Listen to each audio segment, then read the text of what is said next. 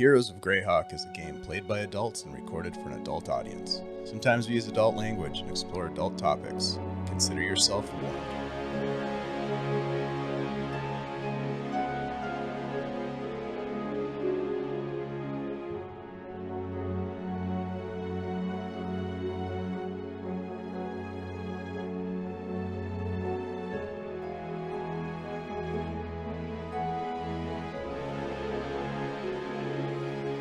Hello, everybody. Welcome back to the Superior Adventures Guild. My name is Dave, your humble dungeon master and friend and host for tonight's game of Heroes of Greyhawk, where we try to be heroes in Greyhawk. I mean, it's right in the name of the actual stream. So welcome in. You're going to get what you believe you're going to get. We've got heroes and we've got Greyhawks. And before we get too far into tonight's game, I want to introduce you to some of my besties here in the virtual tabletop world. Hello, my friends. Welcome back. It's so great to see you. How are you? Hello. Hello. Ashley's got a new haircut. Yeah. Check it out. Dang, you got bangs, girl. Oh, yeah. Looks good. I'm going to be messing with them all stream. Perfect. I don't think either of the other guys got haircuts, and I know I didn't get a haircut. No, I had a haircut Didn't? before last stream. No. I think I trimmed my beard, maybe. Yeah, Anyways. I might need it. Yep. Welcome back, everybody. Really excited to jump back into this game. We're in the middle of the gnarly forest, and it's getting a little gnarly. So we'll get to that in just a minute, but I want to go around the virtual table and have my friends introduce themselves, tell you where you can find them, and who they are playing in this wonderful campaign. And let's go ahead and start with the bangs. Hey, everybody. I'm Ashley, Minnesota Muse 99 on Twitter. Let's see. You can only find me here and on Facebook for our guild page and the Discord. And tonight I am playing for you Xanthi, the Golden Knight girl, the very sweet, very deadly, very innocent adventurer. Innocent? I don't remember that part. Suspicious. Ooh, yeah, there's some suspicions flying around the table. Yep. Thanks for getting yourself back to the game. Glad you're here, and I'm excited to see what Xanthi's, if those suspicions really pan out. Because she's very sweet, but there's also something else. Or is there? Let's jump over to Christian. Christian, how are you, my friend? I am good. I wish I had bangs, but I don't. You got nice hair. Thanks. Mm-hmm. I do enjoy it. Whoa. Yeah, I'm Christian. Welcome, Blue the Bleak Box. season. Oh, Hey, Blue Box. yeah, let's give Blue Box a quick shout out. Hey, everybody, welcome in. We are just getting started. You're early tonight. Great to see you. Thanks for dropping in. Yeah, go ahead, Bleak. Continue, sir. Yeah, the Bleak season on Twitter, bleakseason.com for info about my games. I do run Shadesong here on Thursday nights, my own brew world using Dragonbane rules. And on Fridays these days, I can be found at Darling Creepshow's Twitch channel doing Cult Eater of Gods, game that I designed. The scenario, not the game, of course. I didn't design Cult. Full of ugly horror thingies. And otherwise, I hang out here and play Lachlan Feldspar, Storm Cleric, trying to, not glare too suspiciously at Xanthi to reveal the secrets that I know, while keeping an eye on Des and my coin purse. That's right. I said it. I said it out loud. He's suspicious of everybody now. Yep. I know. Oh, the suspicion. I've saved your life so many times. I know. Don't worry. I'm not really suspicious. He's going through some things. Let's put it that way. Yeah, and rightly clip-on so. bangs. Sly wants me to wear clip-on bangs. Is that a thing? They I don't Yeah, have you those? can get like a little comb with like a fringe on it and just put it right in. So we'll have that for Be next right week. back. Yep. Be right back. Yep. Andy, Cosplay please hair. dig us out of this hole that we just fell into. Hey, what's up, everybody? My There it name is. is Andy, also known as Andy G3D here on Twitch and on our Discord server. Hey, Mike. Tonight I will be playing Desmond Adelar, a human, a third level rogue. He may or may not have magic. He likes to pick up curses here and there and everywhere. Everybody needs And, a hobby. Wow. He's got We'll an see what he gets assemblage. up to tonight. They just Like, found a magic bag. It surely has magic to it. And It's gonna not be cursed, fine. probably. It's So. gonna be fine. Don't worry about it. You're cursed. What's the worst that could happen? I curse could that get could 3 curses. You know what they say, 3 curses and you're out. Thrice cursed. Yeah. Well, I'm sure everything will be fine, Andy. You're in good hands. Mhm. Sure. Hey, everybody. Thanks for the raid, Blue Box and friends. Great to see you. Of course, you all know me. I'm Dave. I play games, produce games, and run games here on Guild Superior with my friends like these ones right here. We have a lot going on. I want to quickly tell you about before we jump into the game. We have tomorrow night a special one-shot of Morkborg, which is dark and deadly and gloomy. And I'm a little nervous, but I'm sure it's going to be great. Dungeon Mr. Ty is going to be running an all-star cast. I don't know if that's true, through this scenario that he's created for us in Morkborg. So that's going to be kind of fun. And then on Thursday, we're headed back to Wreckage Stars, right? For some Shade Song with Bleak. And then we'll be back. Oh, then we're going to be on, I'll be with Bleak on Friday on Darling Creepshow's channel for some Cult. And then we'll be back here on Sunday for the Mothership wrap up. And then we do it all again on Saturday, Monday. So lots going on. Thanks for all the follows, everybody. If you like what we do over here, please give us a follow and hang out and give us a shout out in the chat. We love seeing everybody here. So thank you very much. I want to raise people's awareness to the fact that, hey, we have a sponsor. CZRPG, our friends over at CZRPG continue for whatever reason. We cannot understand. They keep coming back to sponsor our stream. And tonight, that's probably the wrong message in the chat. But tonight we're giving away Encounters in the Forgotten Realms. All you have to do to win it is type !drawing. Andy's going to show you how it's done. It's super duper easy. This thing is crazy, guys. I'm just going to give you a quick rundown of this. It's huge. And if you were to buy this on drive-thru or on DM's Guild, it's like $60. But we're going to give away the PDF. It's got Encounters in Chult, Encounters in Icewind Dale, Encounters in the Feywild, a deeper descent into Avernus, Icewind Dale expanded, Encounters in Candlekeep, Encounters in the Underdark, Queen Hordes expanded. It's just got, there's 330 pages to this thing, guys. I mean, it's ridiculous. Not to mention, you know, thousands and thousands, that's not true, of maps that these guys make. It's crazy. So check it out, !drawing to get in on the action. I hope that you win because you deserve it. Okay. All right. Any questions? Did I miss anything? I don't know if I did or not. Let's give some other shouts out to, you're all Greyhawk fans, I think here. Make sure you go check out the Greycast, Wiley Hobbit and company. They're awesome. And they deserve your listening because it's a podcast and it's really good. It's all about Greyhawk. Also, got to give a shout out to Anna B. Meyer. The Greyhawk maps that she produces are fantastic. I can't wait to see folks at GaryCon this year. Anna's going to be there. Wiley Hobbit's going to be there.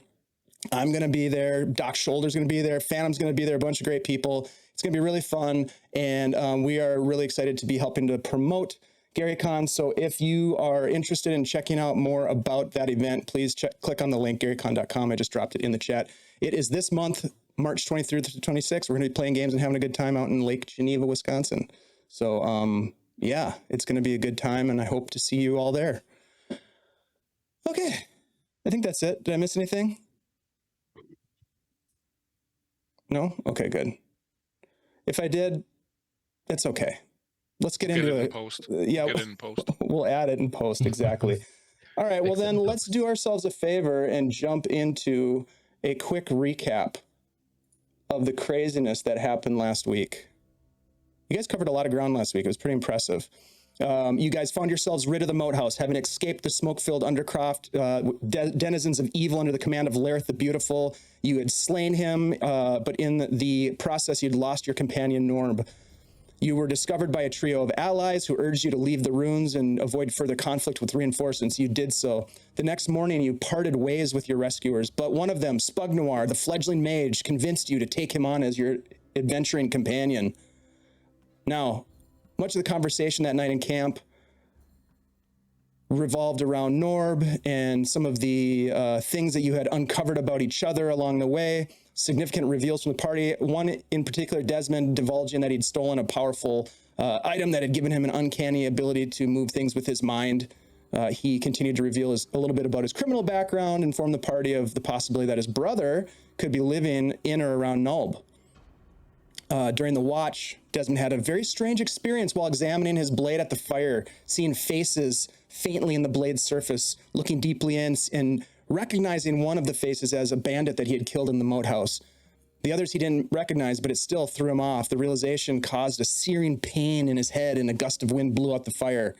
It was a pretty well-timed gust of wind. As Xanthi woke and took notice of Desmond's anxious energy, the two talked about the dagger and the stresses they'd endured, and rationalizing Desmond's concern for the weapon and planning to have it investigated when possible. Meanwhile, during his restless slumber, Lachlan found himself in a waking dream of sorts, confronted by thunder and lightning, vast sea of dark water rising to meet him.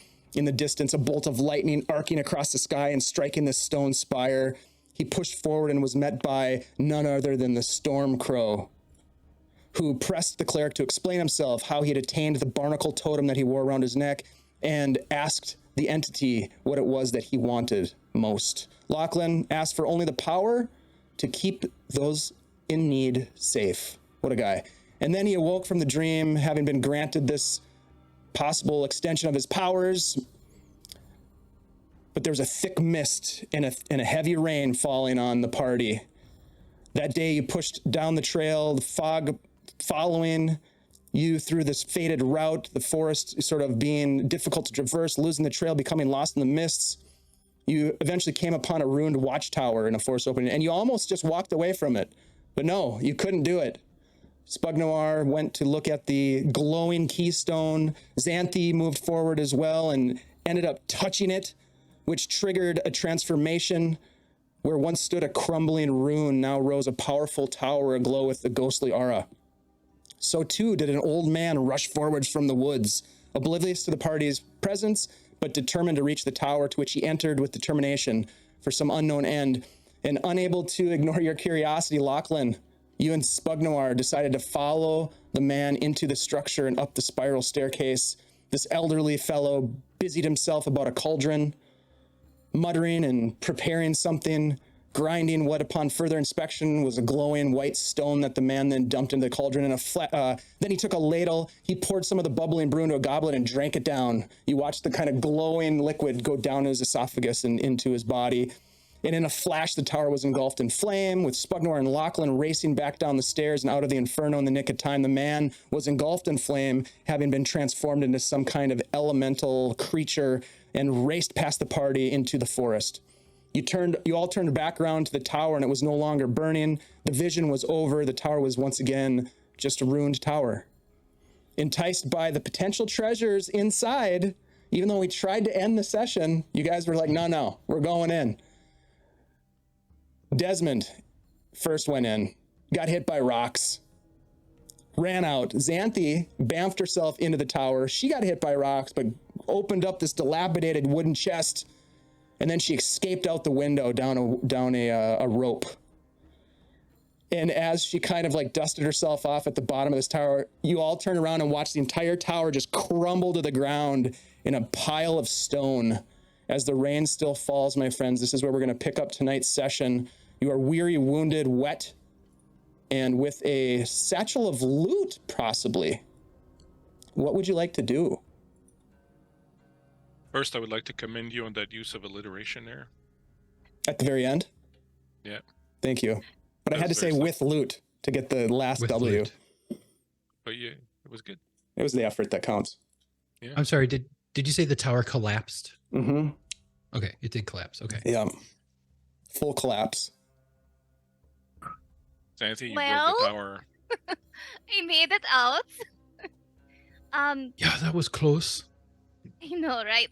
I got hit with a lot of rocks, and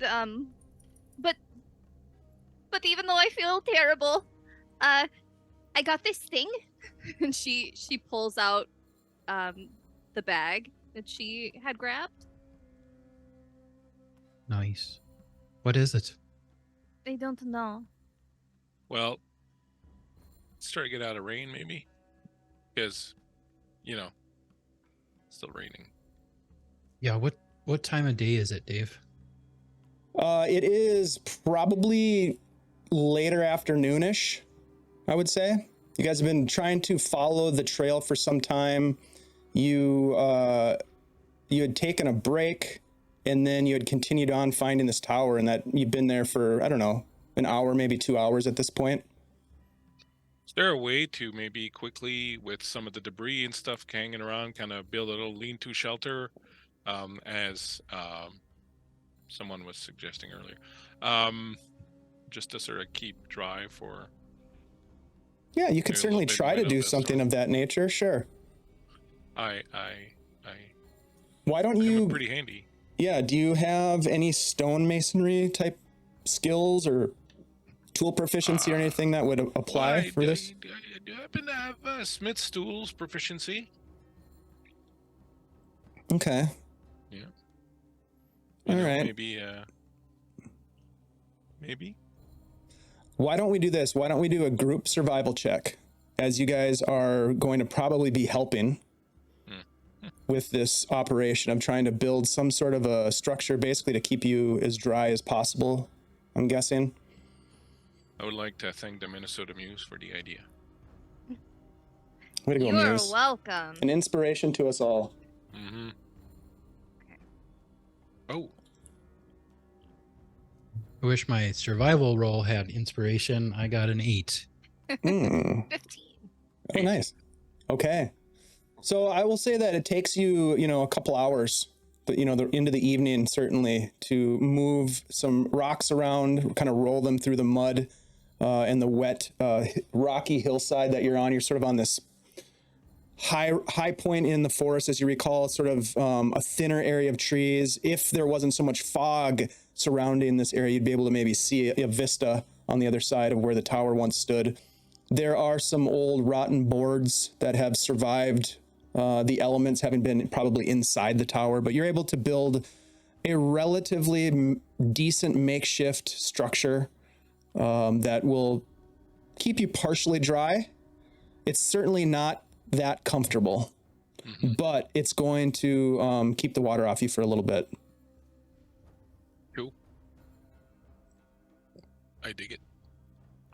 Are we risking a little fire? I guess we can risk a fire at least till it gets dark. But even if it's dark in the rain, it's not like people are going to see it. So let's risk a little fire if we find a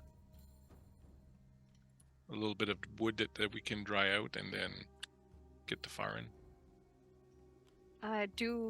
Can we find like some scrap wood or something to build a fire? You could collect wood from the forest around the place for sure. Yeah, a lot of it's going to be wet, but with a little bit of time and effort, you can. And you have some fire skills, I'm guessing. Prestidigitation. Yeah. And firebolt. Yeah. As we collect. Ouija the water right out.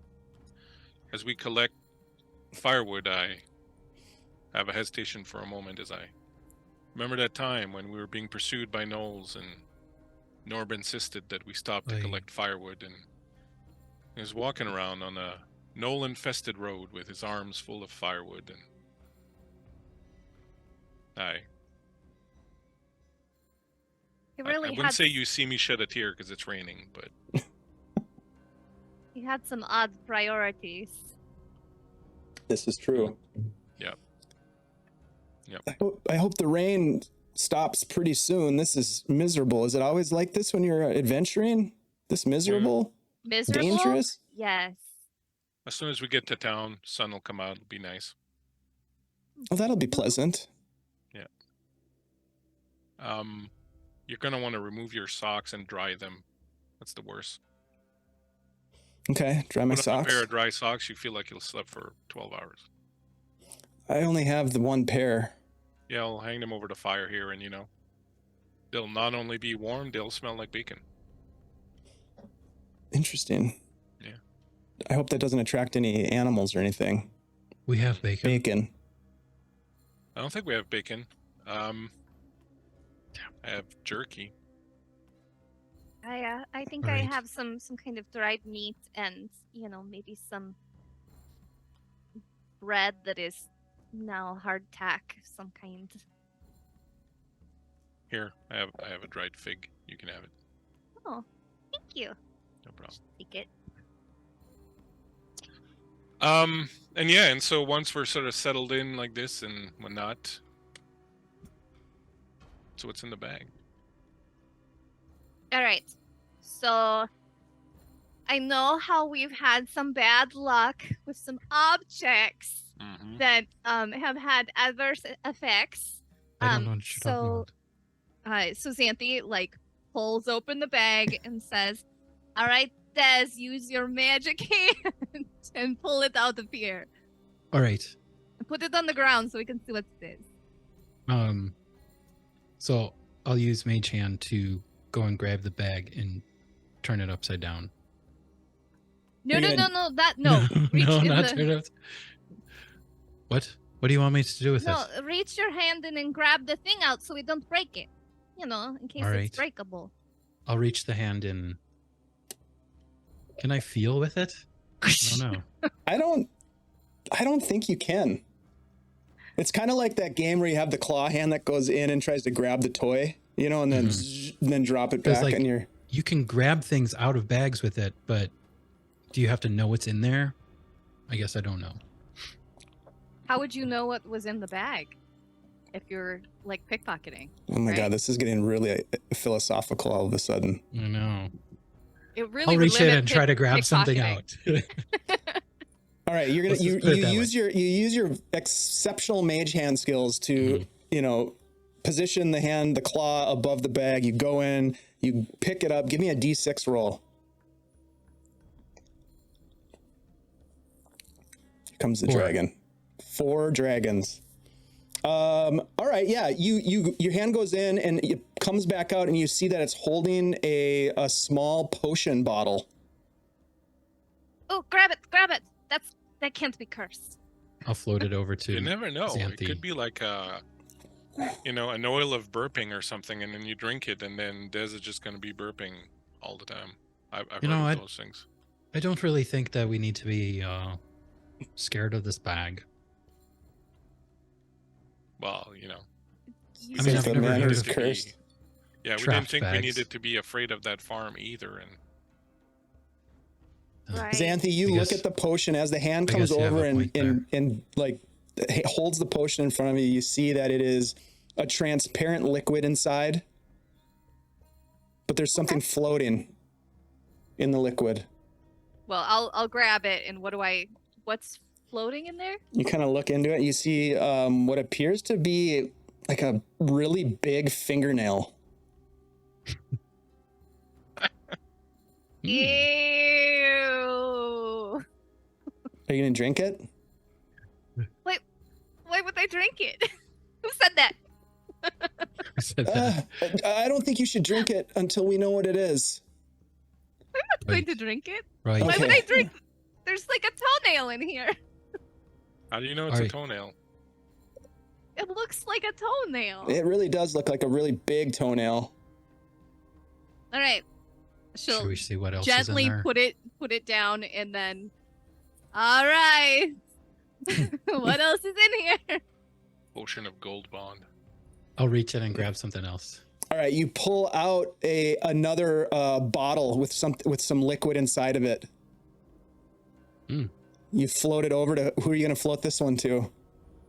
I'll float it over to Xanthi again. Okay. Xanthi, you see the potion, and it is... inside there's a liquid that's separated into brown, silver, and gray layers stacked on top of each other, kind of like bands of stone. Whoa. I don't know if these are good anymore, but maybe they're worth something.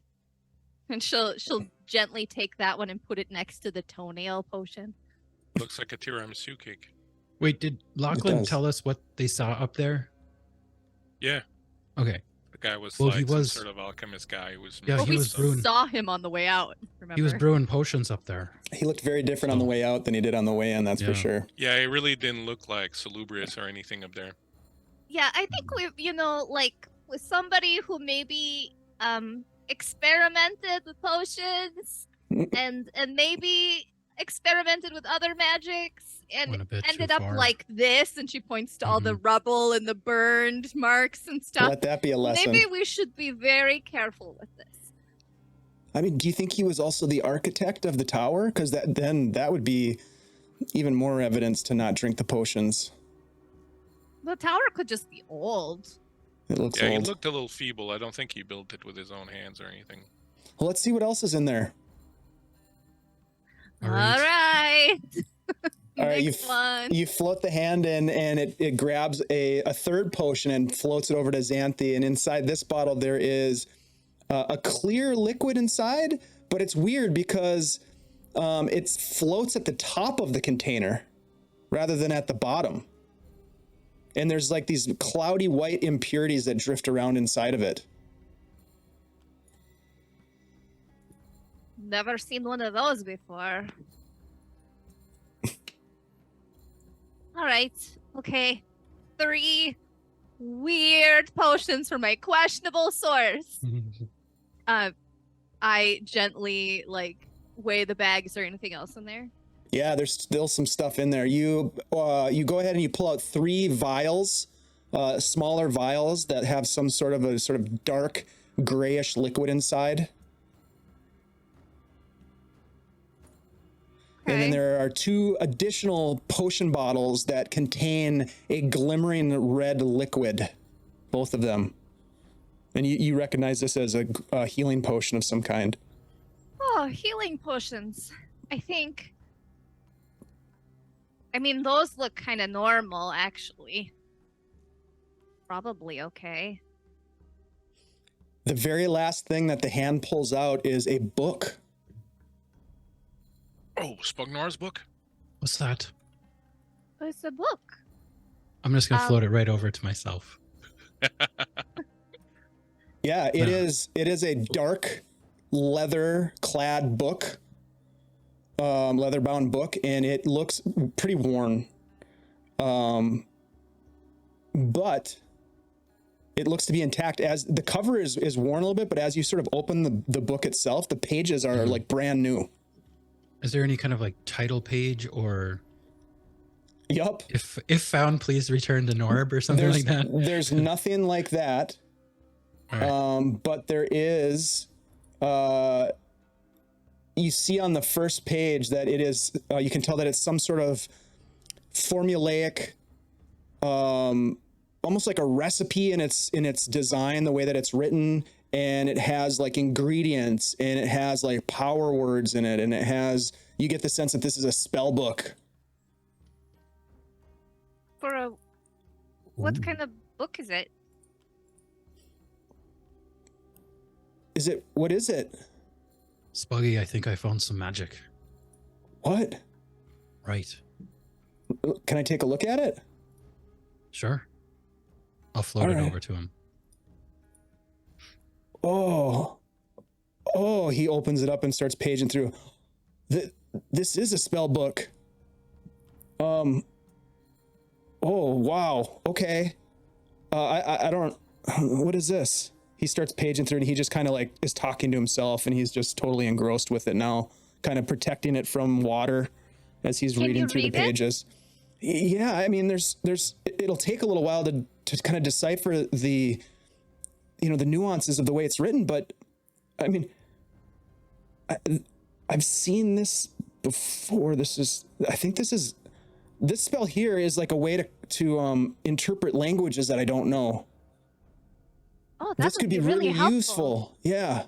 And there's more. Interpret languages. There's a couple others in here. Do you mind if I hold on to this? Yeah, but you're gonna have to teach me a little bit. Of course, we can practice together. All right. Are you sure that you messing around with strange arcane powers is such a good idea? What's the worst that could happen? Yeah, what? He's gonna get cursed? No, I'm looking to try to figure out how to lift the curse. Oh, As Ooh. curse is. Look, Des, Right, I need help. All right, I'm looking for magic to help me out, and this is Okay, I get this is great. We're gonna find it. We're gonna help you. Wait, what curses do you have? Oh God. Well, I mean, I don't know if they're all curses, but I may have had a little run-in with a ghost, and What? I'm you 20 years old. I don't know if you can definitely tell had by run-in. looking at me, but I'm 20 years old. You look like an old man. All right. I don't look that old. I mean, I got a little bit of gray hair, but you know, I'm a young man still.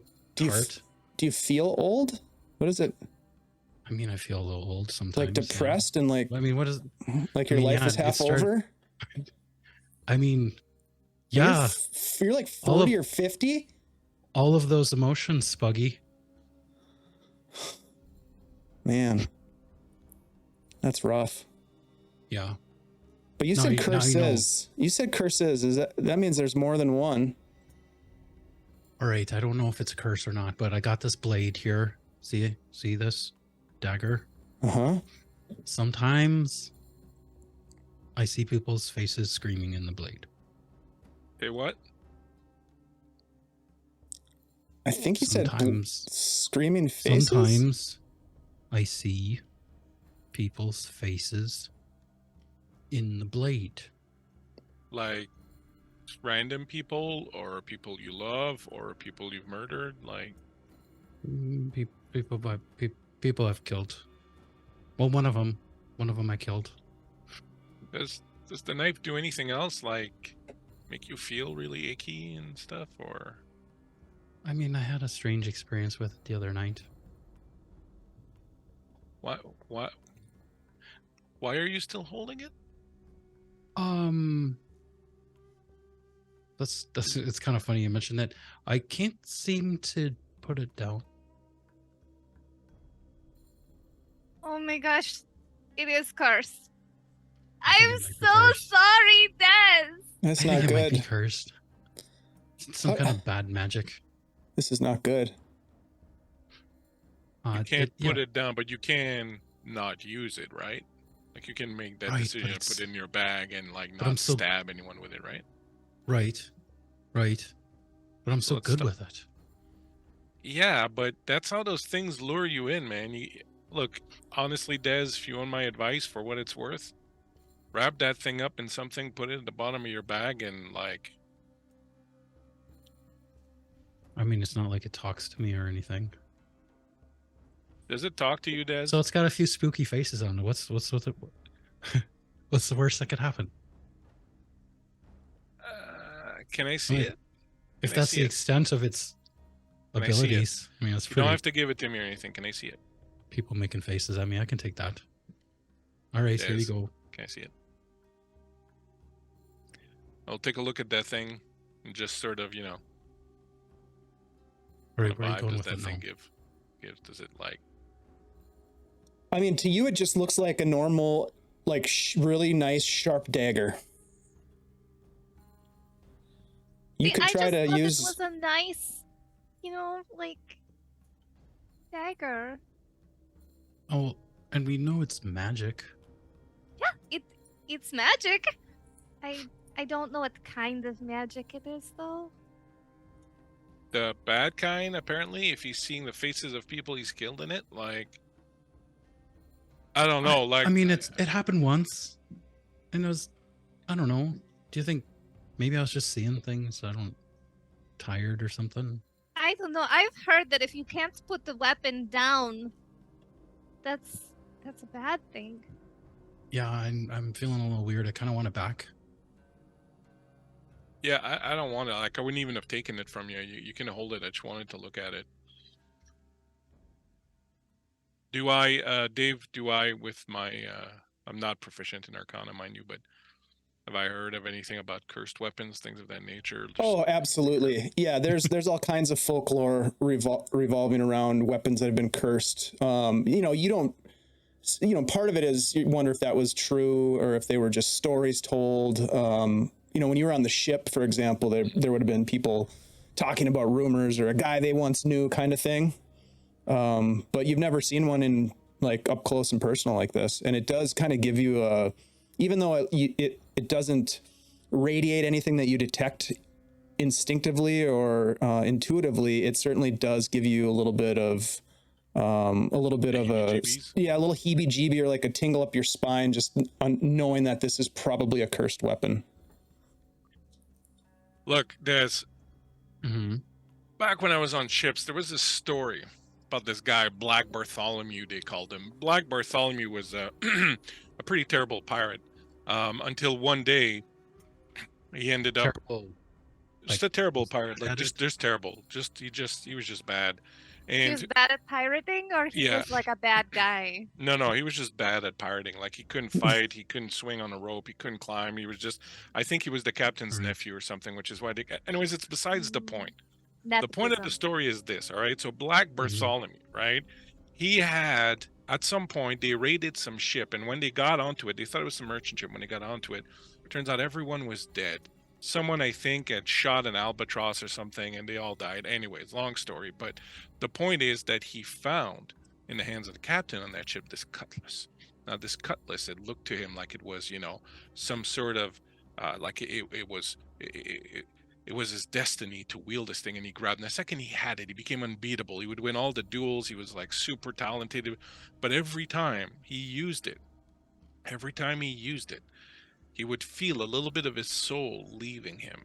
And at first, he didn't think too much of it because, all of a sudden he went from being, the guy that everybody laughed at to the guy everyone wanted on their team when they were picking out boarding parties, right? So all of a sudden, Black Bartholomew is like the head of this thing, right? And like he's seeing his future in front of him, right? He's going to take over from his uncle. He's going to take the pirate ship. He's going to become the dread pirate Bartholomew, right?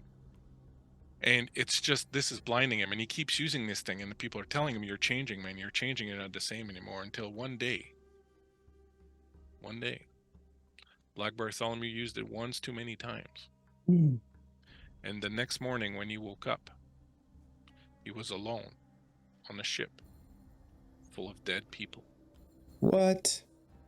And they say that when the storm is coming in just right and the waves are moving in just right on the sea, you can see Black Bartholomew's ship still sailing. And he's on deck swinging his cutlass alone amongst a bunch of dead, screaming, "No!" What? Wow. You're messing with Awful. us.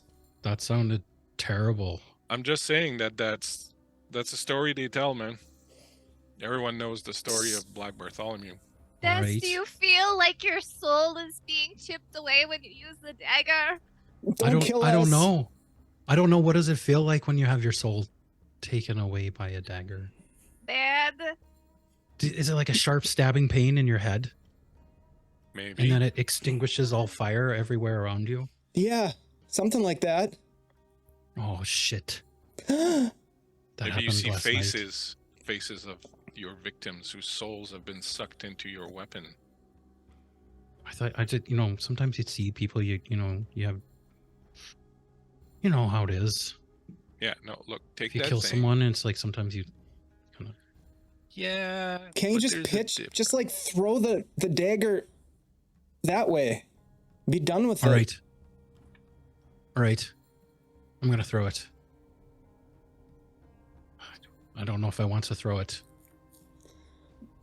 I don't know if I can throw it. Like, don't kill us, okay? I'm not going to kill anybody that I like. Is there anything left in that bag, Santhi? Is there? Turn it upside down and gently shake it.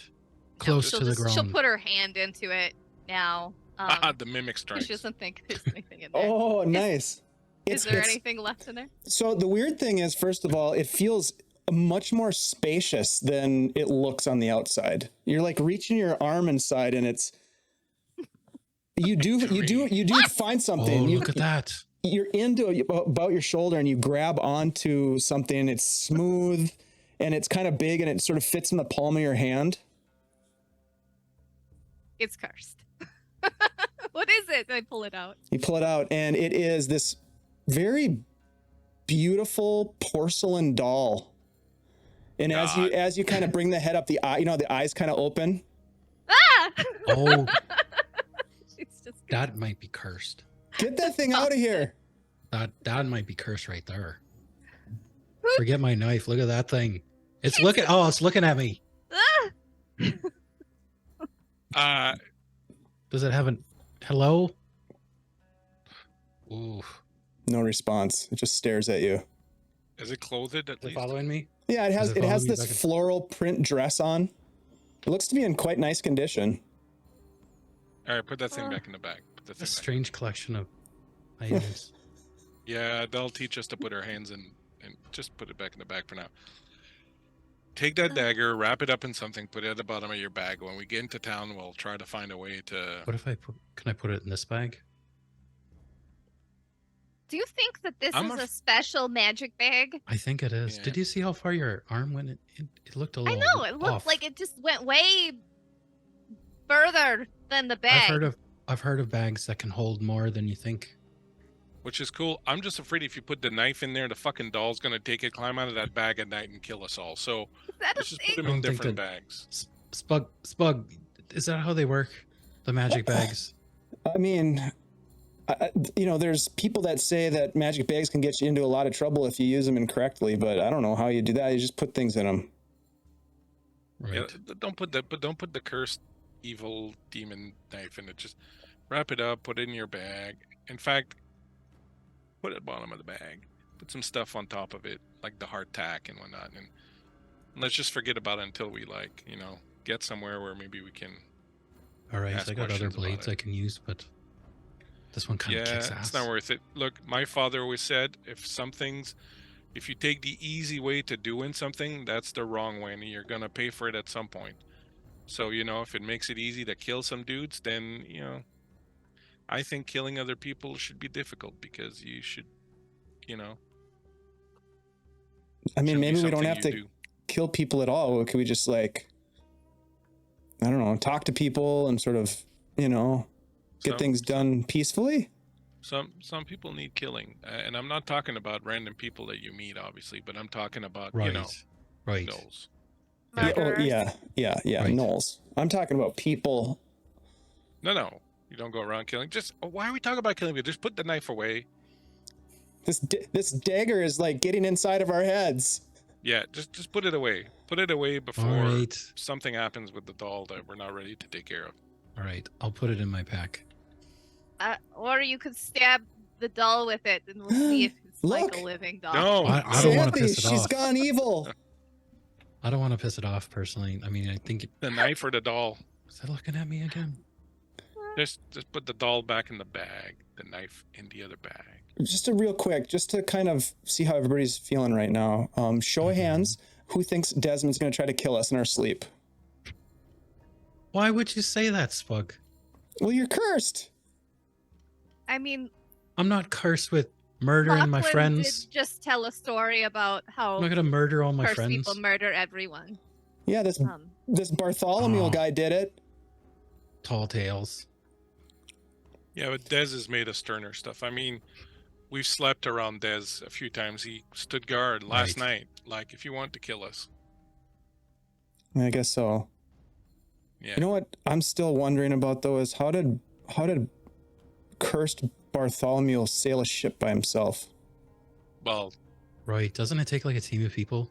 well, It's kind of it's kind of not a if big it's a plot cursed hole ship. in that whole story. No, not if it's a Oh, cursed ship, The Like, ship was look, it's a cursed? story. It's a story. Black Bart. Ugh. Like a Sounds a little parable. too It's a it's a yeah, it's like a- parable. A parable. Parable. A pair of what? Bullshit. Pair of Yeah, Bull- probably. bullocks. Look, all I'm saying is, all right, like there's a moral, there's a lesson to just put them away. Just put them away. All right. It's I away. agree. Is there anything else in the bag? I'm making coffee. I'll have It's a some. carafe of endless Pour coffee. me a cup. Yeah, pour you 10 cups. You guys reach back into this sack, and it doesn't seem like there's anything else in it. All right. I heard a story once that you think about what you want when you reach in there. So I'm gonna think, oh, pile of gold, and I'm gonna reach in the bag. Why do you think Xanthi would have been thinking about a doll? Pile of gold. You reach your arm in up to the shoulder, and Yeah. I'm reaching around. you want to put your head in and look around. No, I heard that was bad. There's nothing. You don't find any gold, especially a pile of it. Unfortunately. When we're dry, we'll do some tests how much stuff we can put in there. Spug, Yeah. Can we read some of that book together? I recognize a few of the words there. I think I can understand it. You mean like sitting right next to each other and reading it together? You put the knife away, Spug. I think you're okay. Yeah, it's in my bag over there. Yeah, but you have a knife right there on your belt.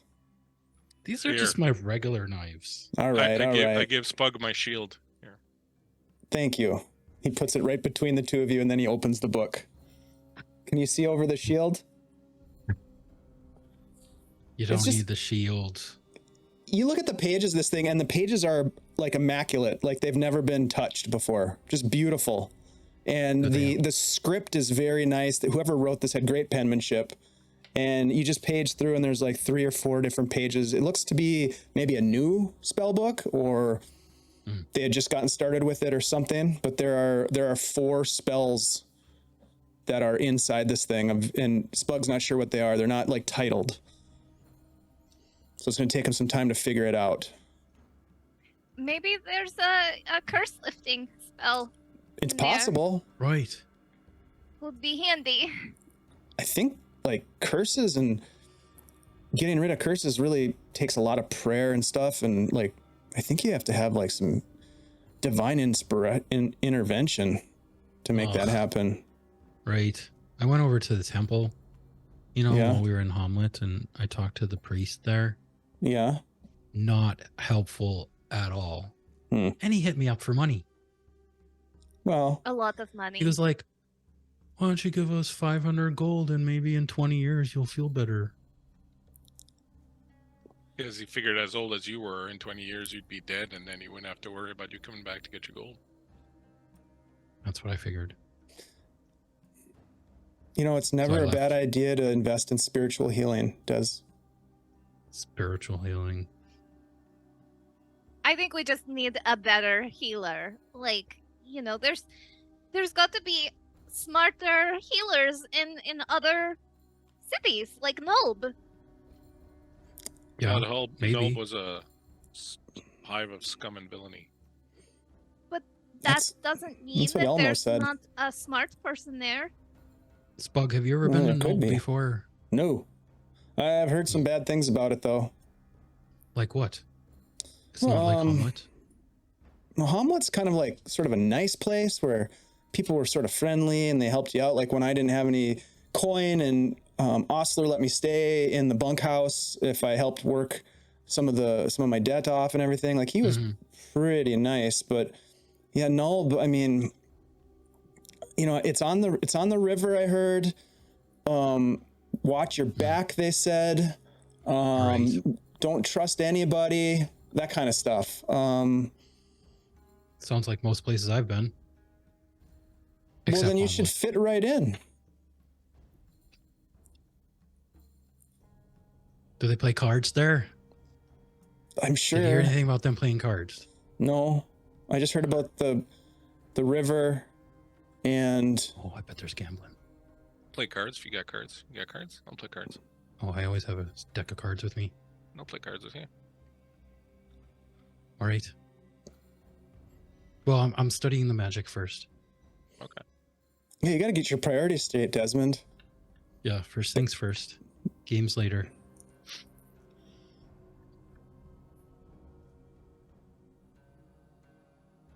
All right, so you guys are around the campfire, kind of winding down the night. You're reading through the spell book, Desmond, with Spug. He starts to relax a little bit. He's not really as worried about you. After a while, he sort of chills out a little bit, but every once in a while, he just kind of side eyes you, just to make sure you're not grabbing for a knife or something. It's probably a good policy. Is there anything that the 3 of you would like to do the rain is still falling. It's still drizzling. You guys are all kind of bunched up underneath this ramshackle lean-to that you built. So it's not going to be a comfortable night's sleep by any stretch of the imagination, but night is upon you at this point. You've got a little fire crackling just to give you a little bit of warmth. I would like to cast Identify on the bag. Okay. The bag is definitely magical. Give me an Arcana check.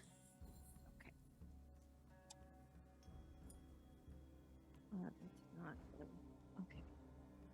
Why am I so bad at these? Okay. 11. It is some sort of magical item that is definitely more spacious on the inside than it would appear on the outside. You may or may not have heard of these things before. This is, if you were to look it up, for example, in the DMG, it would be Heward's handy haversack. But it's more of like a courier style sack. It's in pretty good shape. It looks, pretty nice. It's not damaged or torn or frayed. Okay. Can you do that on the potions too, or? I only have one a day. So I'm gonna take my backpack and try to put it inside the haversack and see how that goes. Yeah, so this thing has the ability to store about, 40 pounds of material, about 4 cubic feet. Oh no, 120 pounds it can carry. So yeah, you can definitely put your backpack inside of it. That's amazing. Look at this. It's smaller. And that's bigger. Just like pulls the bag in and out. Yeah, we could put some dry wood in there, so we always add a little bit of dry wood. Or I could just dry the wood for us. It's super easy. Norb is really rubbing off on you, huh? Carrying firewood around in the woods. Just leave me alone. I'm mourning in whatever way I see fit. I mean, I think it's beautiful. I mean, I think we've all learned something from Norb at one point or another, and you learned the value of dry firewood, especially on a night like tonight. Go to sleep, Spud. Go to sleep. All right. I could take the first watch if you want. No, you're gonna take the last watch with me. And we'll take it together. We'll see how you fare. And then maybe tomorrow night we'll let you take your own watch. All right. Yeah, it'd be good to, for you to kind of teach me how to do a watch. No problem. It's very boring. Unless it's terribly not boring. I prefer boring.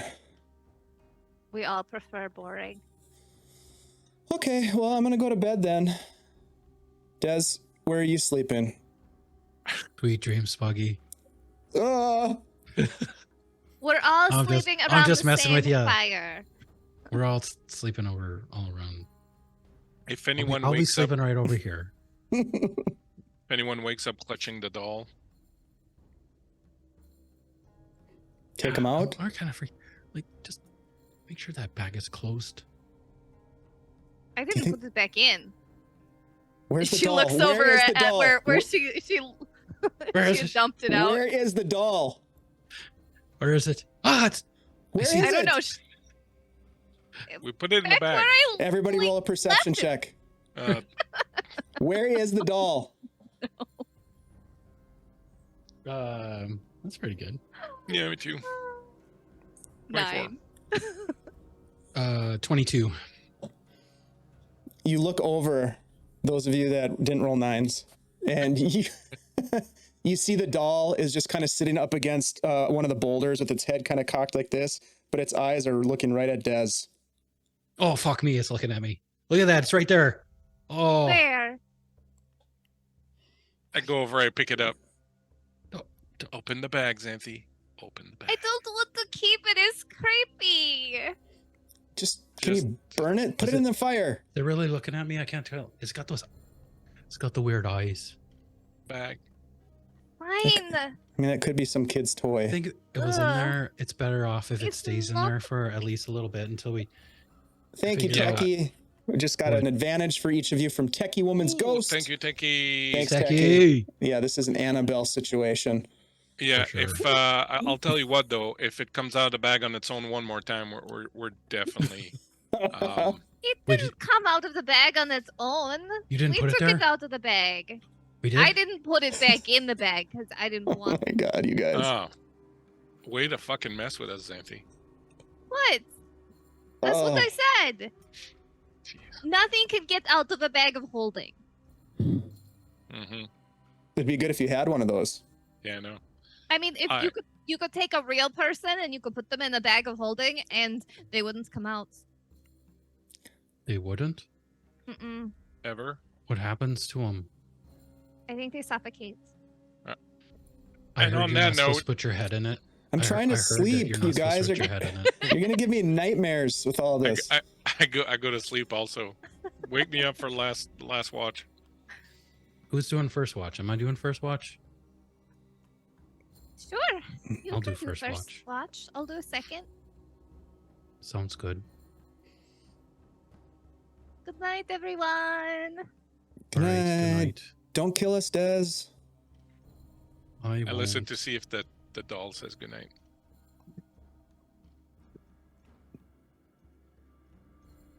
Dada. There's no way. Who's doing that? Spug, stop it. I was just kidding. Good night. Night. You guys are like all calling goodnight to each other, but in reality, you're all like huddled up together under this small little lean-to with like water dripping down on your face. Bloop, bloop, bloop. Thunder and lightning Night. crashing. I like that though. I'm okay. I probably fall asleep really quickly. With the Yeah, it's thunder. soothing for you, I'm sure. Yeah. And Xanthi, like as she's trying to fall asleep, is just like making her sleeping bag dry and toasty. So she's just this little like space heater. Just to break immersion for 1 second, like this is how goofy role-playing games are. You pull out of your rear end as a dungeon master a porcelain doll, and then you have your players enjoy the shit out of it for the next 20 minutes. You guys are goofy. That's fun. You know, All right. it's a break It's from too- like it's getting too murdered creepy. in the house. Right. Yeah. We need a little levity. But Mm-hmm. don't underestimate that fucking doll. Mm-mm. All right? No Okay. magic user keeps a regular doll No. like in their belongings. No. That was in there with the potions. Mhm. Hey, For a Spud, reason. Yeah. you know, maybe the doll is like this wizard's beautiful princess daughter, and Well, that's he, nice. I tried a potion on her, and it turned her into a doll, and she's just waiting for the right kind of, you know, princely hero wizard to save her. Maybe you should drink that toenail potion. Says I haven't. Chewy. What do you think it does? It has a toenail in it. No one drank the potions before I identify them. Maybe it makes your toenails grow. Gross. Go to Maybe. bed. What would be the purpose of that? Nice fingernails. I'm snoring. Desmond, We'll talk about it in the Eventually, morning. as all of these conversations wind down, you hear only the continuous downpour of rain pattering against the makeshift roof that you and your friends have crafted. You've got a little fire at the edge that's just outside of the rainfall, but is giving off enough smoke from the less dry wood than it was when Xanthi was prestidigitating everything. But you do have some limited capabilities to detect things. So I'd like you to do two things. Well, one thing, I'd like you to roll a perception check with disadvantage. And if someone in the chat could type !D12 to give us a D12 roll, please. With disadvantage, you said? Yeah, disadvantage.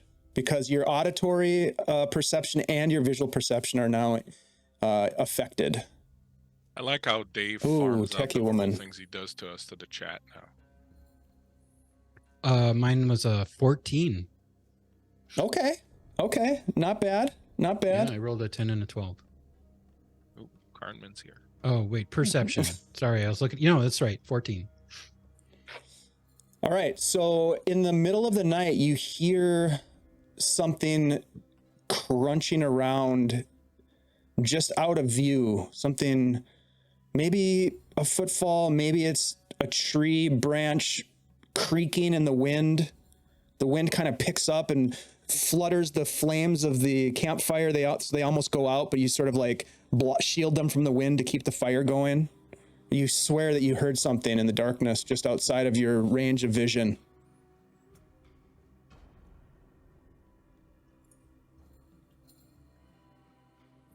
All right. Des will just be really quiet to see if he can hear something else again. You hear sort of a groaning creak. And at this point, you sort of like look up and you can see there's a big pine tree sort of that was a little bit overhanging the tower ruins at one point, and it's just sort of swaying in the wind. You can just barely see it from the flickering glow of the fire. And it just... That dolls have got me freaked out. Hearing things. Is there anything that besides... Well, first of all, do you want to go check anything out?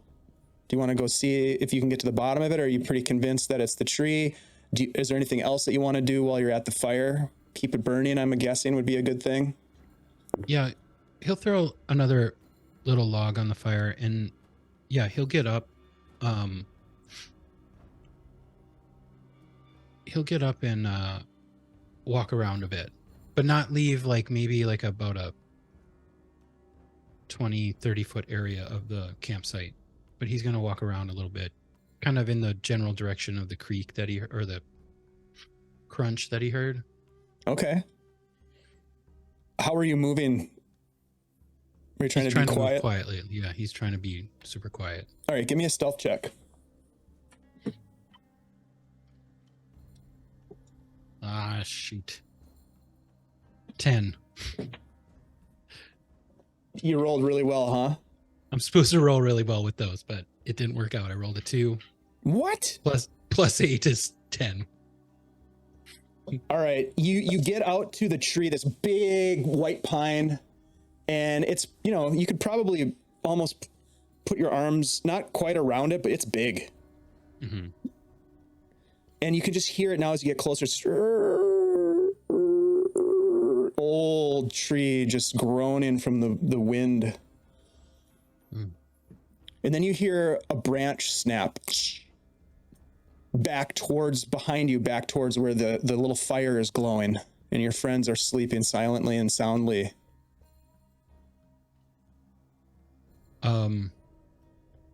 Now I'm gonna like kind of like crouch down and then start heading towards the noise. All right, give me another stealth check as you start moving towards whatever that was.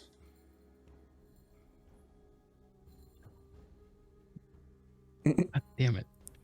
I rolled a 1 for a total of 9. You stumble over some debris, a boulder perhaps from the falling tower, and you kind of like gasp loudly.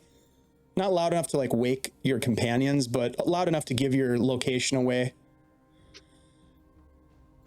You stop, you look around, give me a quick perception check as you just sort of, and give it to me with disadvantage because of the rain and everything. You're looking around, the rain is falling down on you. Rolled 2 10s. 14. 14. You look around, you can see the green undergrowth of the forest off to the side. It gets a little bit thicker. And then you look over and there's like some sort of like thick underbrush, like right next to you that you don't remember seeing. And you kind of give it a second look. At first you don't sort of notice it, but then you look back and it starts to move. And you just hear this groaning as it's going to reach out for you. Before you run, I need you to roll initiative, please. Oh my God. Could I have at least gotten a short rest? I don't think you did. Yeah, you got a short rest for sure. You guys would have had a short rest. So go ahead and adjudicate your short rest quickly. And let me just take a quick peek at this. The rest of you are still sleeping at this point, so you're not quite sure what's going on yet. But believe me, you will find out quickly.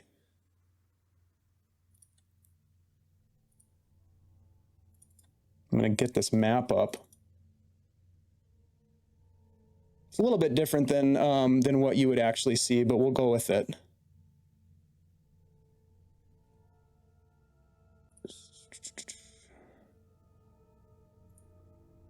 Okay.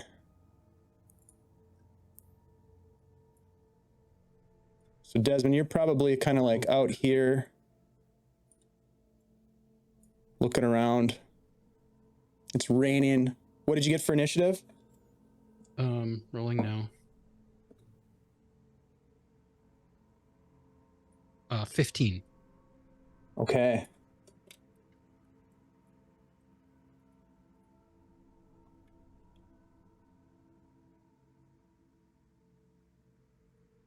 All right. Yeah, you have initiative.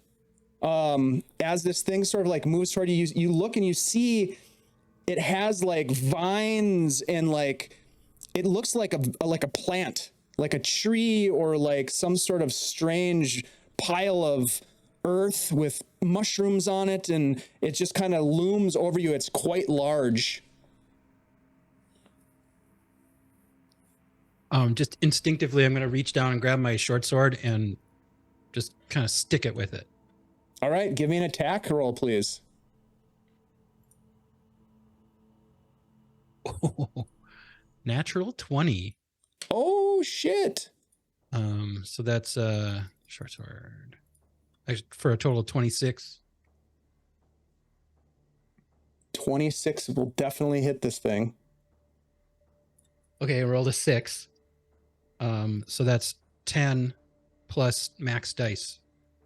So that's 16 piercing. 16 piercing damage? Mm-hmm. All right. This thing doesn't even seem to be phased. Okay. I'm going to... Can you see this thing on the screen? Oh, shoot. All right, I'm going to bonus action disengage and move.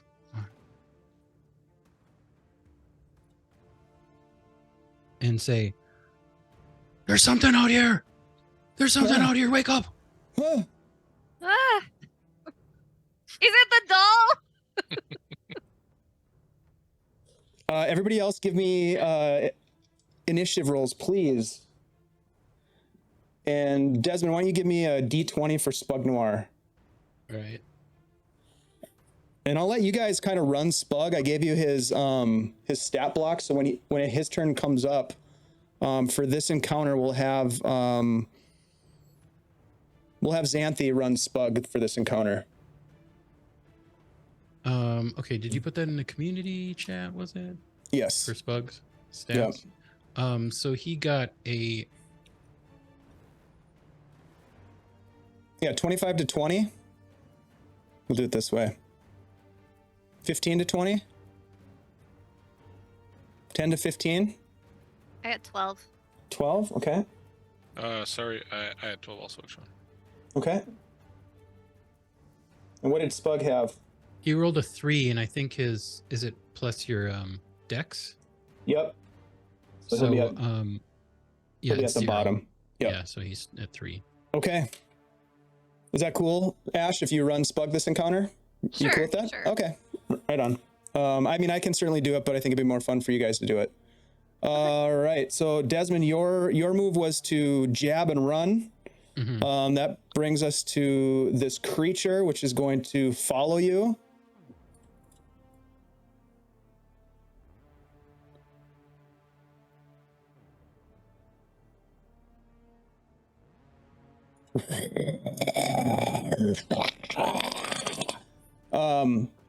It is going to reach out and slam you. This thing gets 2 attacks. That's not cool. All right. First attack on you, Desmond, is a 17 to hit. That hits. Yep. That's not too bad. That's 6 bludgeoning damage. Second attack is going to hit you as well, hopefully. I don't think it will, though. That is a 16. Meets my armor class. Oh, all right. So an additional 6 bludgeoning damage. Ooh. Okay. And you are grappled. You can attempt to get out of the grapple on your next turn. Okay. All right. That is its turn. Xanthi. Oh man. Oh god. So I take it that my mage armor has worn off. Yes? Or no? Probably. It was, yeah, you put it on like earlier in the day, I think, right? It lasts like 8 hours, but you know, like I was sleeping, so it Yeah. disappears during a long rest. Okay, so if that's the case, I'm gonna cast mage armor on myself. Make sure that I have decent armor, and Very, then very smart.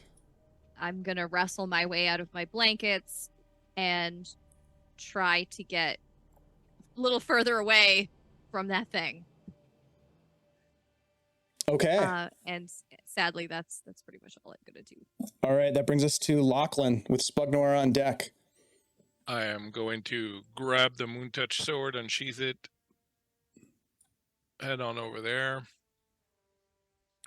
I will. You can see Desmond as you race forward. You can see Desmond's got this vines wrapped around him, and it's like trying to pull him in to its core. All right, I'm going to take the old swing at it. Oh, it's a mad. 24 to hit. Yes, that hits. And that's going to do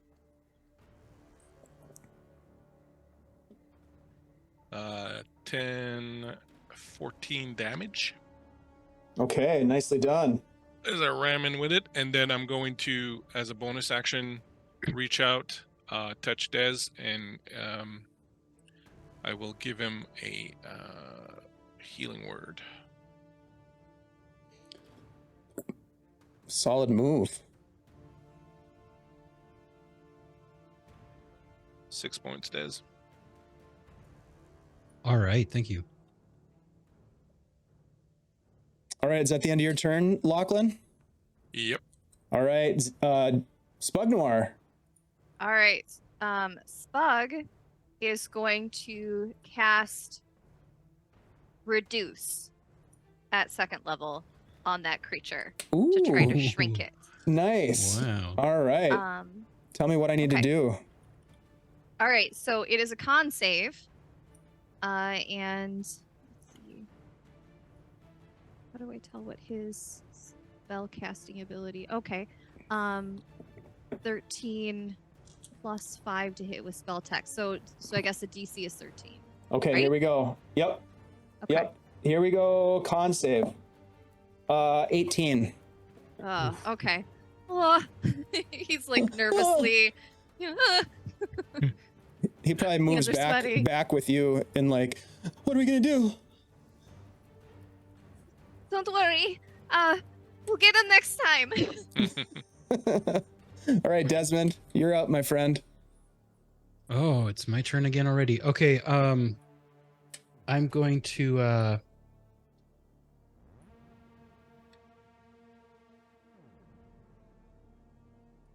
so I can still attack even though I'm grappled. That's right. You can. You're grappled. Yep. Yeah, I'm gonna keep attacking. Okay. I'm gonna use one of my advantages from the chat. Thank you, chat. You guys rule. Short sword attack. Ooh. 24 to hit, I believe. Oh yeah. Definitely hits.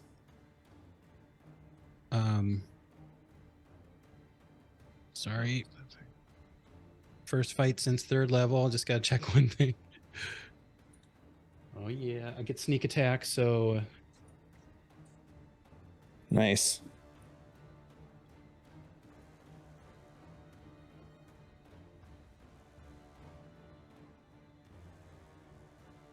uh 16 piercing. Ooh, very nice.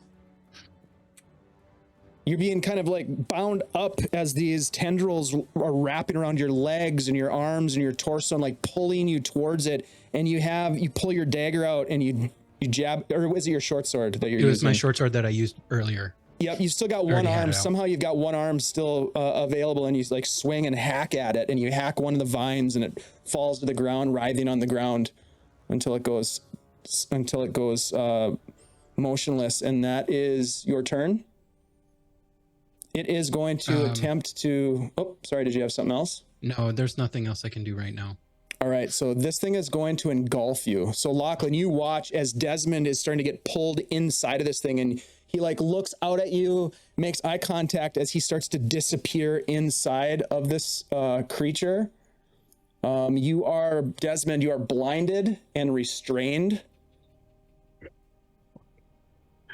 Oh man, I should have tried to escape, didn't it, right? Yeah, probably. You will take some significant damage on its next turn, at the beginning of its next turn. But that is its action. So it engulfs your friend, Lachlan. You see that happen. Xanthi, you watch as Desmond gets pulled in and disappears. What do you do? I'm going to say, Xanthi, hold up. And since we both go at 12, can I go first? Because I'm going to do something that's going to set you up. No. Okay. Yeah, Xanthi is just gonna shout, Des! And I don't think she even hears you. Like, she's just watched her best friend get sucked into a plant creature. And she is going to cast Magic Missile at 2nd level. Whoa, nice. Roll me some damage, please. Okay. Hold on a second. So it is... It's a new spell. Who this? Okay, so I get 3. So first one is 5. Second one is 4. Third one is 4. Okay. So a total of 13. And then do I have any bonus actions I can use? Not really. That's all I got right now. Okay. All right. That leaves us to Lachlan. All right. I was going to do something to give Xanthi some advantage on hitting, but since she doesn't need it, I am going to be like, Daz! I'm going to reach it. I'm going to grab him by the collar, and I'm going to just put my strength into trying to pull him out of there.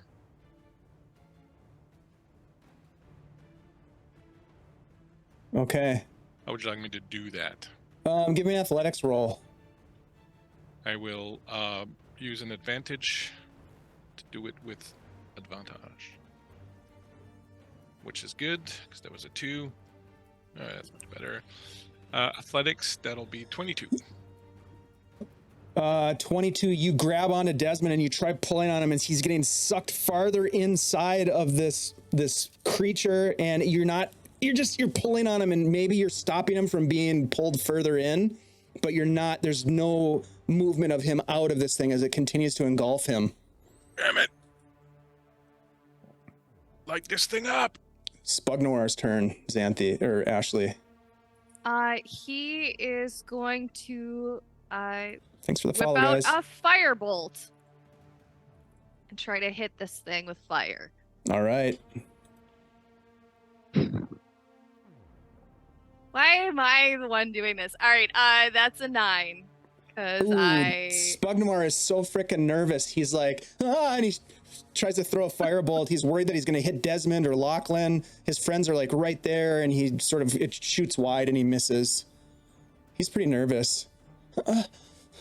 Isn't it a plus something? Was that plus something too? It sure was. Oh boy. Yeah, it was no good. Desmond, it's your turn. My All curse right. of rolling less than a 10. Can I try to escape? You can give me a con saving throw. All right. I'm going to use my last advantage from the chat. Okay.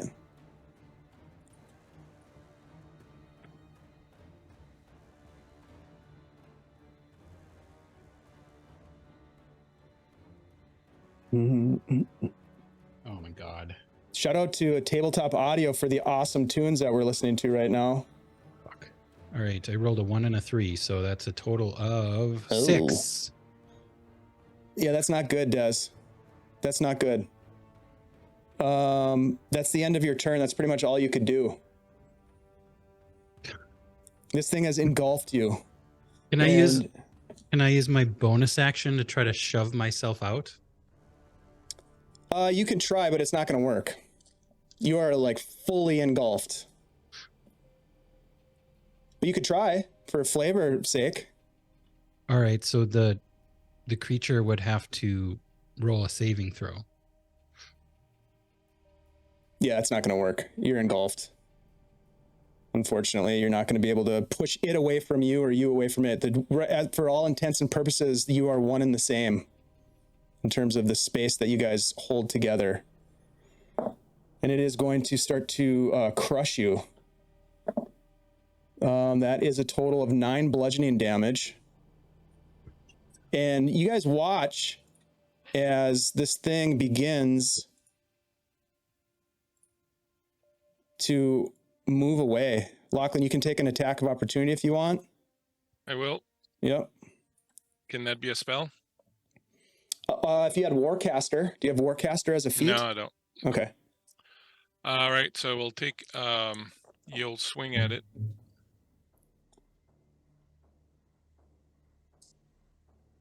I will blow another advantage. Sounds like it's a good time to do so. Fuck, every time I blow an advantage, my first roll is a 2. Xanthi, we have an advantage for you from Blase Garzenk. Blade. I could use it. Thank you so much, Dave. you guys. 22 will hit. Roll me some damage. Roll high. Your friend's life depends on it.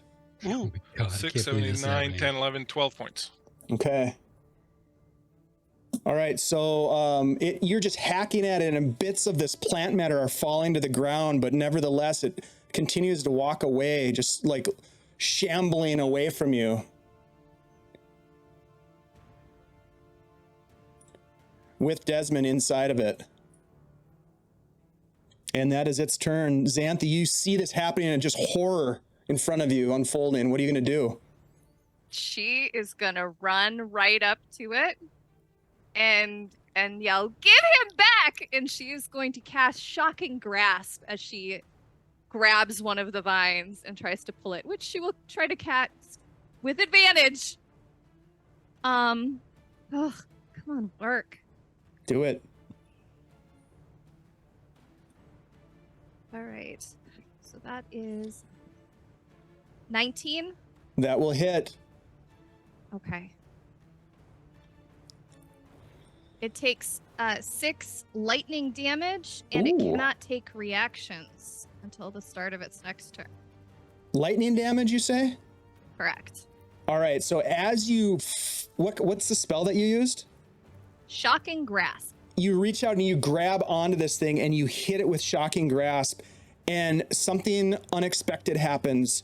You watch as the creature sort of like turns towards you, and some tendrils start to like just gently sort of wrap around your hand as it absorbs the energy, and it appears as though it grows stronger. What was the total damage that you did? 6. 7? 6? So it actually is, it looks as though it sort of like heals itself.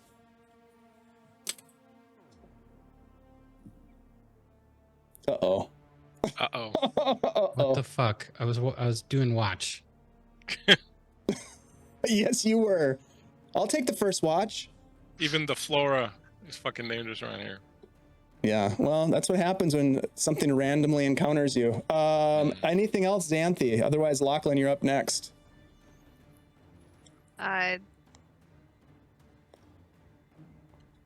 No, I'm gonna bonus action give myself another spell slot. Okay, sorcerer. Sorcerer. Some sorcerer shit. All right, Lachlan. I am going to fucking guiding bolt this thing at level 2.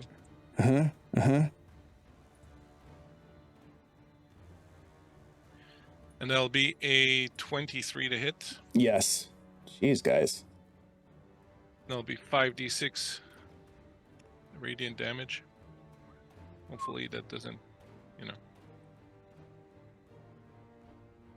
5, 6, 7, 8, 9, 10, 12, 13, 14, 15, 16, 17, 18, 19, 20. Wow, nice. And that's radiant damage, right? Yeah. Yeah, that does a number on it as you start to sear off parts of it as they just kind of fall to the ground as it is still kind of walking away from you. Anything else from Lachlan? Spugnoir, you're up next.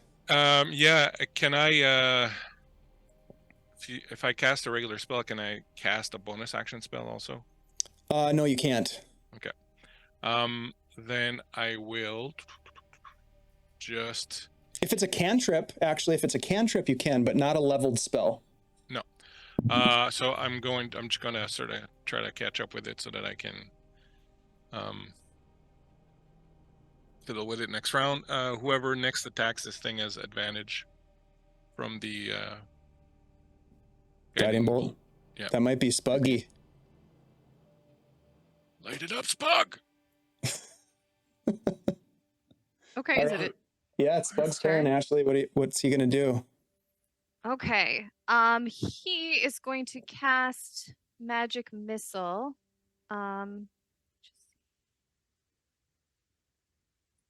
At level 2. And that just hits, right? Yep. Okay. So then right? Yeah. Yep. It's an auto hit, so you just rolled the damage. 11 points of damage. Okay. Whittling it away as it takes more damage as it's trying to walk away with your friend. Desmond, you are up, my friend. Give me another con save. You are absolutely engulfed by this thing. It is dark. You're having a hard time breathing. Gasping for air. Better. 20, dirty 20. Okay. Luckily, you're sort of like trying to find just some air to breathe, and you find some and you breathe in. As this thing is continuing to walk away from you, you don't take the damage because you saved. Luckily, I don't know what your hit points are at, but you're getting crushed inside this thing, I think, pretty bad. That brings us to the creature as it is trying to move away from you. Obviously, it's not going to be able to get very far, so it is going to attempt to slam Lachlan. That is a 19. That hits. All right. Total of 9 bludgeoning damage. And then another tendril is going to come out and try to smack Xanthi. I don't think that's going to hit, though. A 15. That meets. Oh, shit. All right. So one of the tendrils cracks you for 12 bludgeoning damage. What? Man. Damn. That's not very nice, especially after you gave it hit points back. It just... Yeah. That is rude. Rude as hell. And then it is going to try to walk away again. You guys can take attacks of opportunity if you want with melee attacks. I will. Both you and Xanthi, Lachlan. Is the advantage still up there? Has anyone used it? It hasn't been used yet. All right. I'm going to satisfy myself with it. That's kind of cool. And then we also have advantages from Techie Woman's Ghost. Techie Woman must be feeling Thank you so much. guilty. Feeling a little guilty for this random encounter. So 25. Yes, of course that hits, yes. And that'll be... We love you, Techie. Thank you so much. Yeah, 5, 6, 7, 8, 9, 10, 11 damage. 11 total? Yep, from the Oh sword. yeah, this thing is whittling. It's being whittled down for sure. Maybe not fast enough for Desmond though.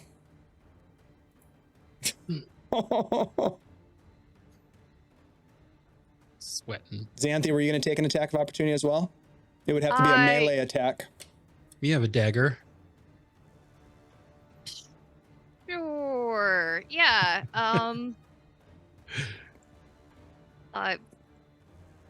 Swipe at it with a dagger. Do it. Dirty 20. Nice. Yeah, roll damage. Yeah, 5. That's pretty good. For a dagger attack, that's really yeah, good. that's pretty good. All right, so it continues to move away. Ow! It's almost Ow! off. It's almost off the. It's almost off the map. Get it off me! Hold on, guys. All right, so it is Xanthi's turn with Lachlan on deck. Okay. Yeah, she's gonna cast another magic missile on it.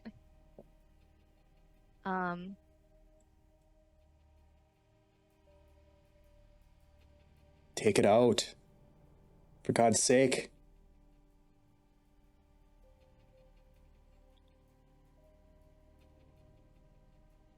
Hold on a second. I gotta. All right. So that was a 9 points of damage. 9 points of damage. All right, it doesn't quite kill it, but it's not looking good. And she is gonna move a little bit further so she can not lose sight of it. Okay. Lachlan, you're up with Spug Noir on deck. I'm going to. I know it's probably kind of wasting at this point, but I'm not going to take any chance. I'm going to drop my spiritual weapon next to it. Ooh, nice. And it will take a whack. Yep. I love this bonus action for clerics. Yeah, that's a pretty good thing. So 19 hits. Oh god, now I gotta go get a D8. Jesus. It's rough. Right. So rough being a cleric. So it's rough life. So 10 points of damage. Wow. Okay. Ooh, nice. Yeah. You're starting to see Desmond as he's got an arm out and he's like reaching out. Desmond, you feel air sort of fill your lungs again as you were being crushed before, but this thing is starting to fall apart around you. And then Get it off me!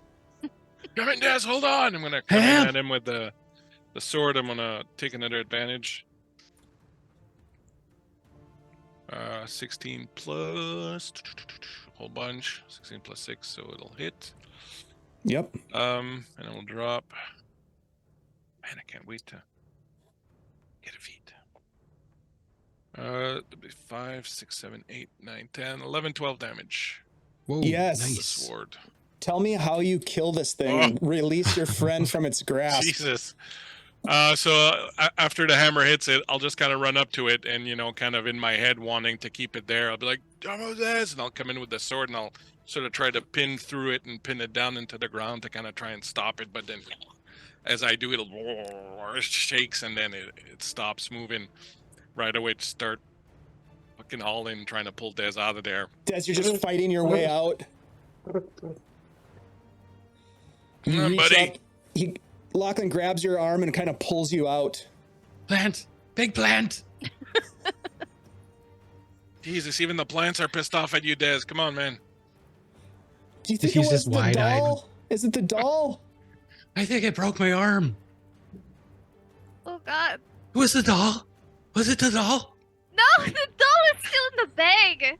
Is it? Or is it? And with that, my friends, we're going to take a break. When we come back, we'll find out if the Jeez. doll is still in the bag. Thank you I to gotta Techie pick Woman's Ghost. This random encounter was brought to you by the Techie Woman's Ghost. So thank you very much for that. We will be right back in just a couple of minutes, but please, please, please, we are giving away a pretty awesome giveaway from our friends at CZRPG. This is Encounters in the Forgotten Realms. It is over 300 pages of content, you guys. It's absolutely ridiculous. I'm going to bring it up here really quick. I mean, Encounters in Underdark, Queen's Hordes expanded, Encounters in Candlekeep, Icewind Dale expanded, Deeper Descent into Avernus, Encounters in the Feywild, Encounters in Chult, Encounters in Icewind Dale. It's absolutely ridiculous. It's got a ton of great, great stuff in it, and we're going to give it away at the end of tonight's stream. So you could get a PDF copy. Cardman's in there, so, if Cardman wants to play, everybody should play. ! Drawing to get in on the action. I'll put the instructions here, and we will be back, my friends, in just a couple of brief minutes. We'll see you shortly.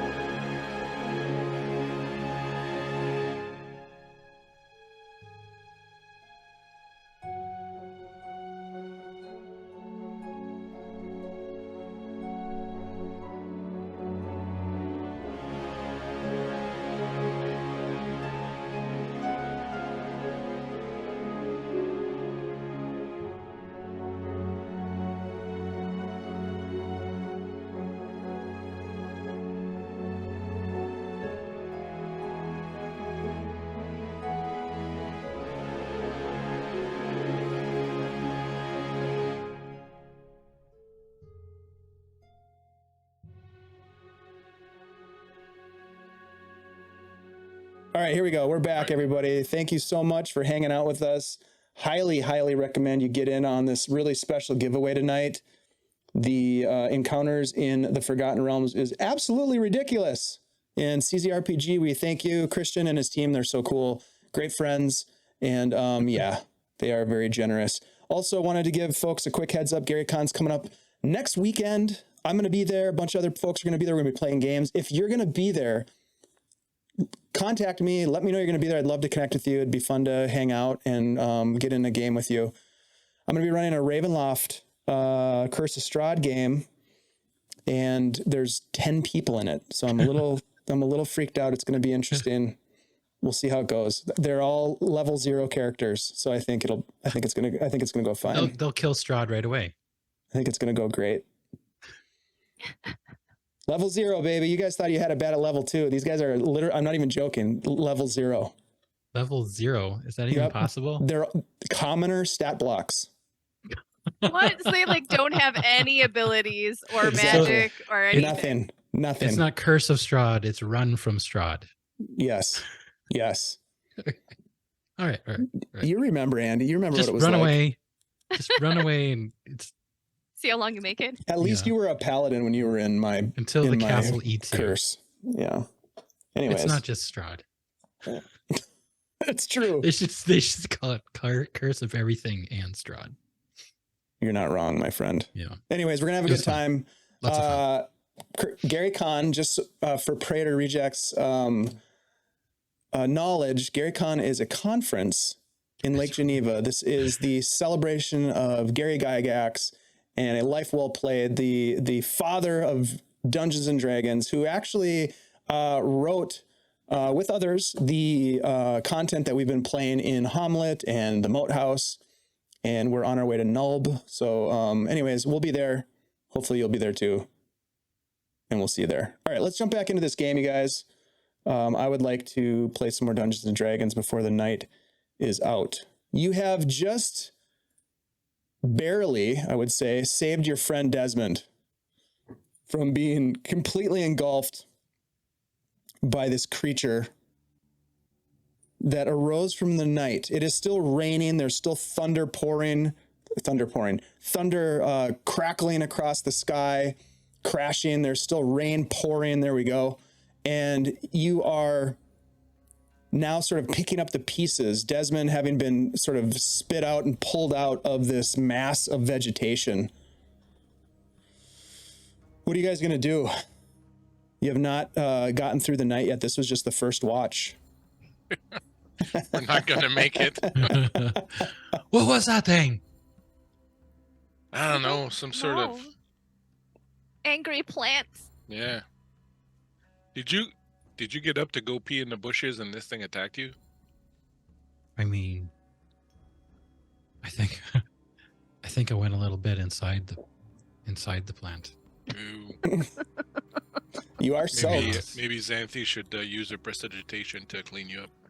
I mean, it was squeezing really hard.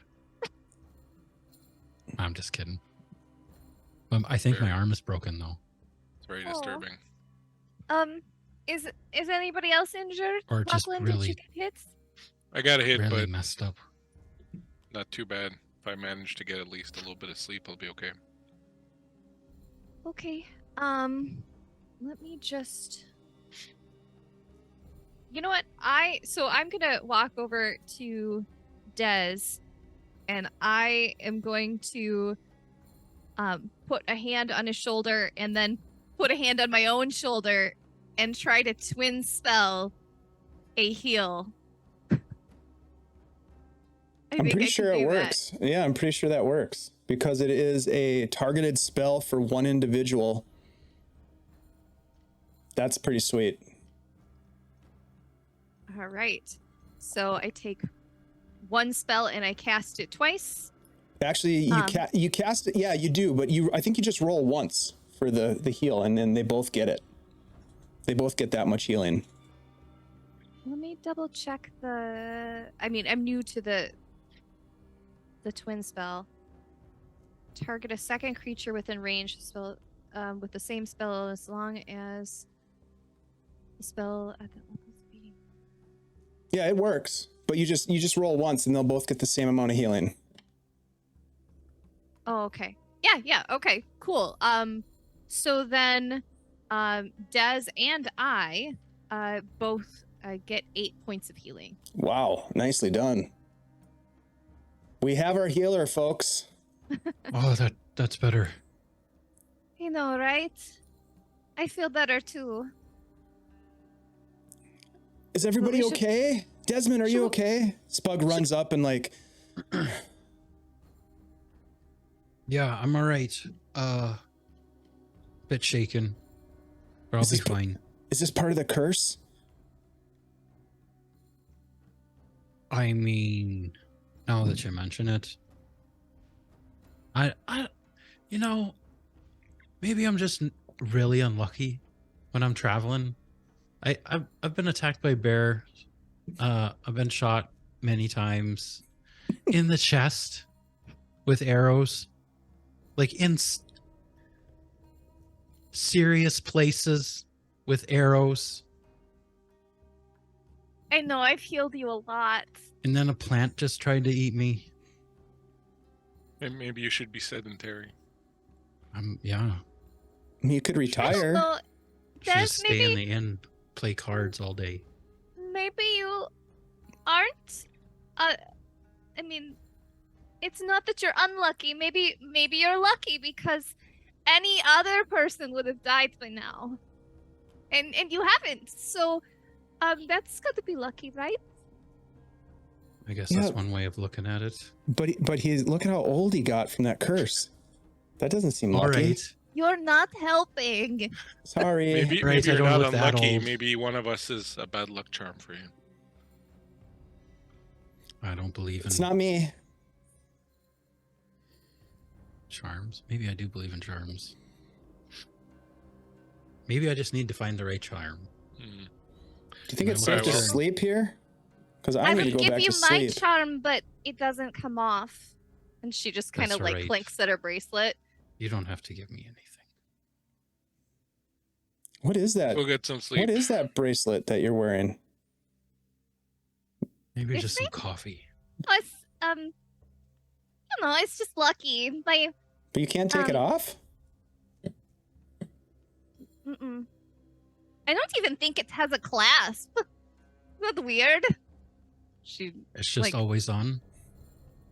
she Do you just have folds it out. a cursed item too? No, it's good luck. That Are doesn't you sure look like you miss a curse lot to with me. those firebolts?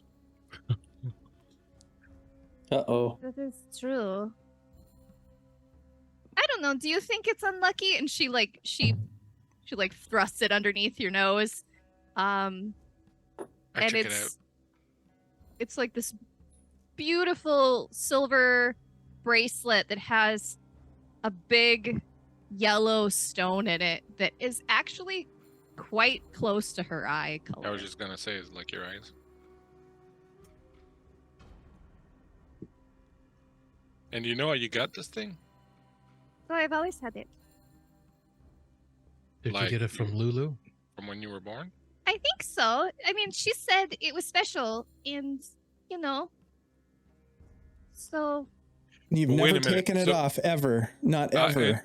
How long have you had it? Because I'm assuming you've grown a little bit since you were young. Even though you're fairly slight, I'm assuming. Did it grow with you? Good question. do you think? Well, if not. I it mean, would if you've be- never taken it off, then it's entirely possible. Well, I mean, I don't have. I'm too tired to identify again, and I guess I've never actually tried. But, you know, Lachlan, some of the things that you said, you know, I started to think that maybe it was weird. The way that I don't have any family members who do magic. They're And- thinking maybe it comes from that, but I don't know. We're not going to solve this riddle tonight. We can do identify on it in the morning if you want. I mean,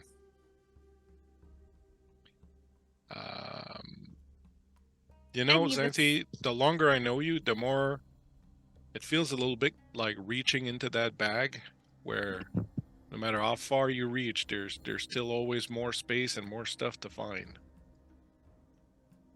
Are you It's saying not a I'm bad deep? thing. Saying you're very deep. Yes, exactly.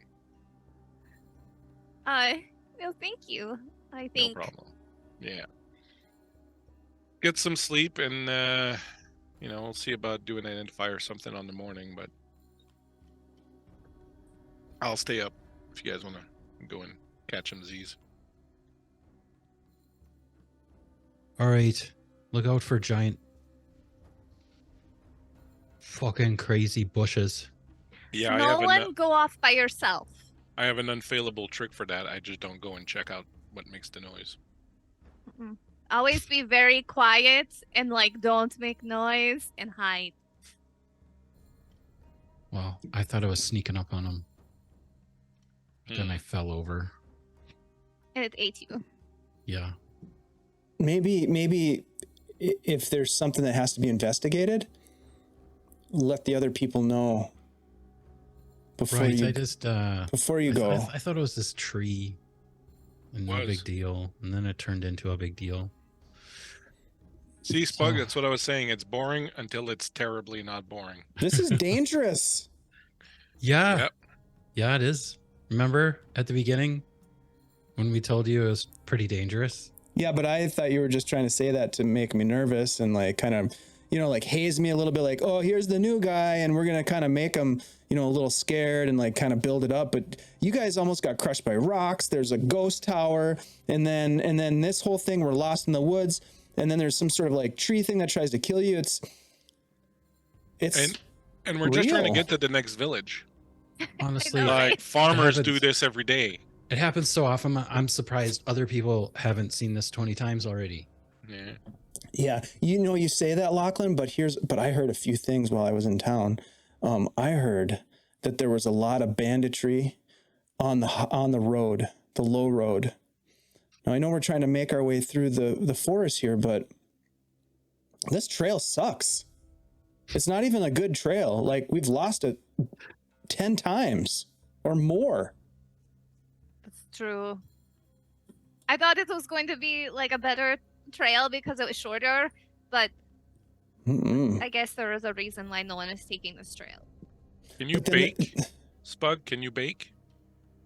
That's an odd question. Just can you bake? I don't know. Let me see if I can. I mean, yeah, absolutely. I can bake. So, Anybody moving- can bake. Move back to Hamlet, open yourself up a nice little bakery. Stay safe all your life, you know?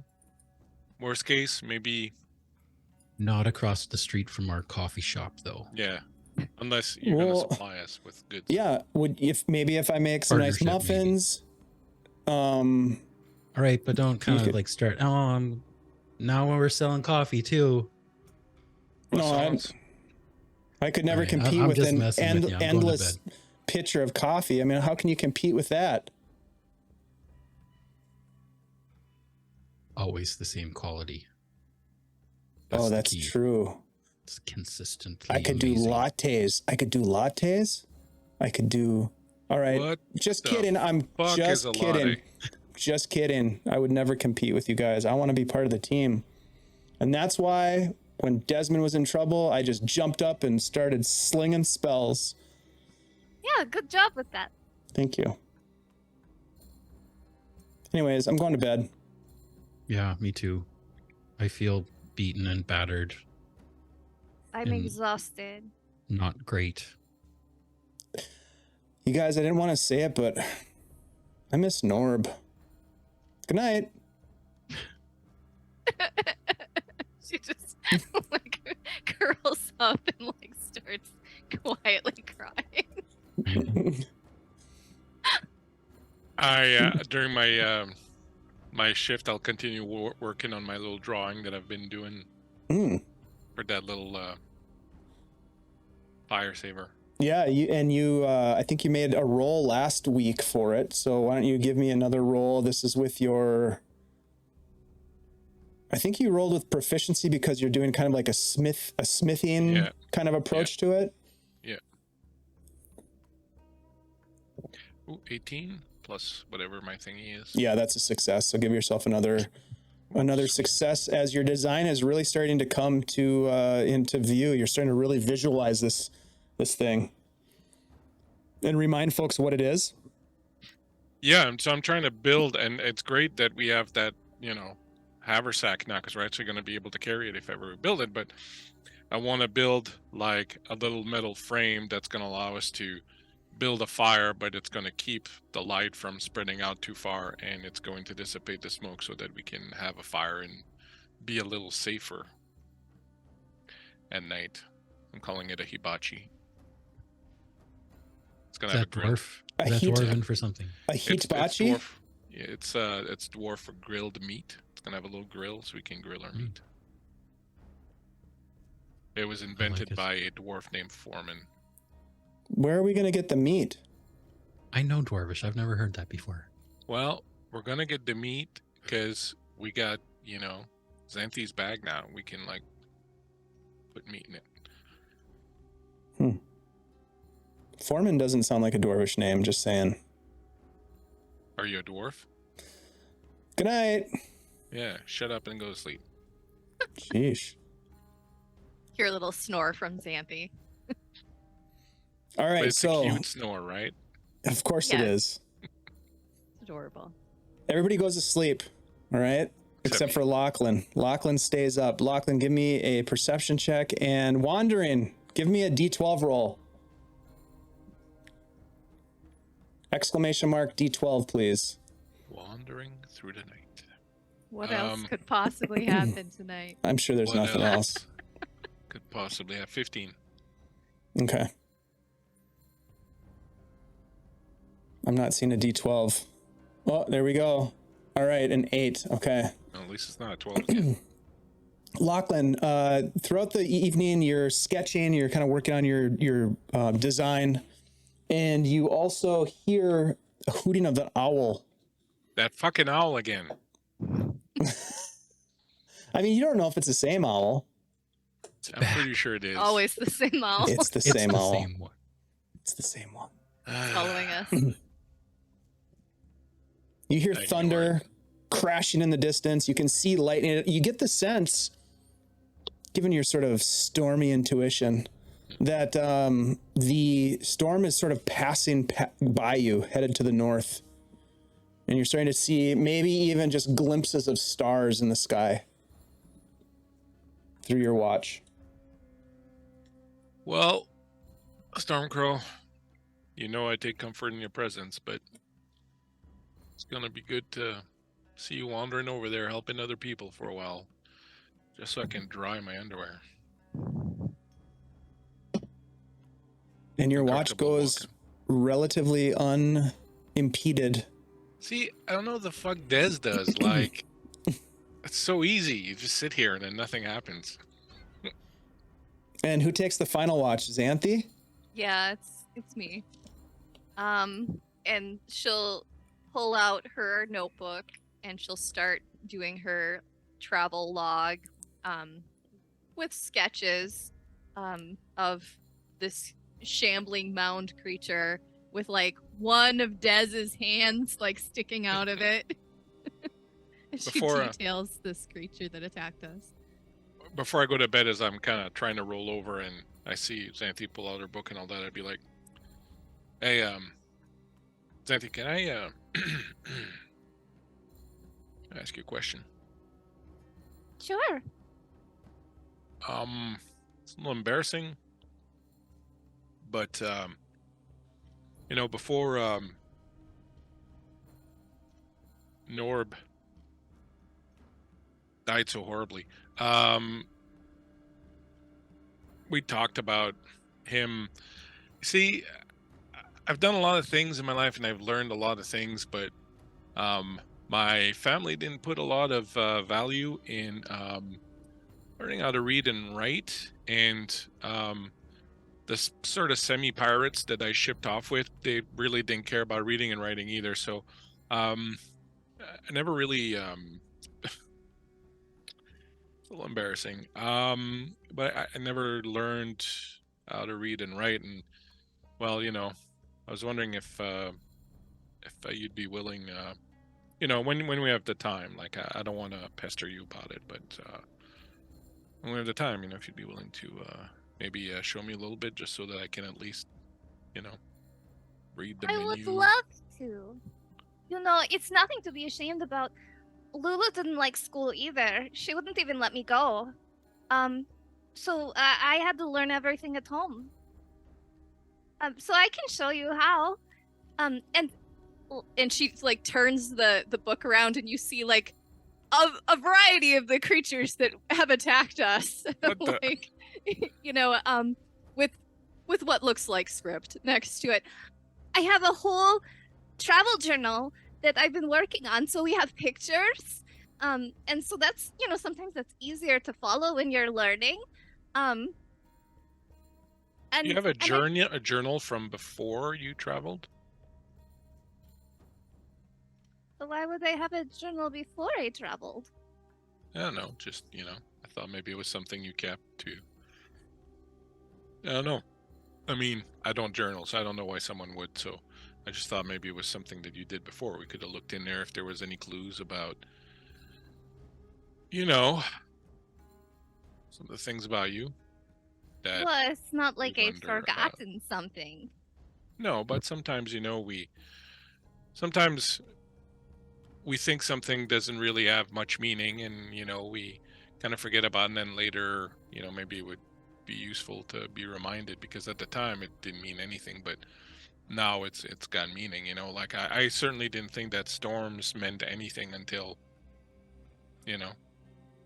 later, so I just thought maybe if there was something we could have looked through that, but it's fine if you don't. We'll find a way anyways. I mean, you could always ask me. It's all in here. And I do have a couple questions for you, but I really think I need to get a bit of sleep before tomorrow, so that I can. But let's just sort of table this, and maybe next time we're not in an area that's trying to eat us. That's like every area, though. Yeah, but hopefully the next inn we find is not going to try to eat us. And maybe like around some warm to drink and a nice fireplace, you can show me a little bit how to read and stuff, and then maybe I'll have a few questions for you. Okay. All right. I like you, Xanthi. You're nice. Thank you. Thanks. Well, any way to help. Well, there's a coffee there. I'm gonna, just lie here between Des and Spugnoir and try to sleep. It's not comfortable. Xanthi will get back to sketching her latest horrific encounter. Xanthi, give us a perception check, and if someone from the chat would be so kind as to roll a D12 for us, exclamation mark D12. You guys have been so good about helping us. Finally rolled well. I rolled an 18, so that is 21. Okay. You also hear the hoot of an owl, although distant. It startles you a little bit, as you hadn't heard that before. Is that the owl following us? You get the sense that the owl is possibly following you. But it doesn't pose an immediate threat other than maybe a little bit of unease. You think, as you're sketching a little bit about the creepy doll that's in the bag.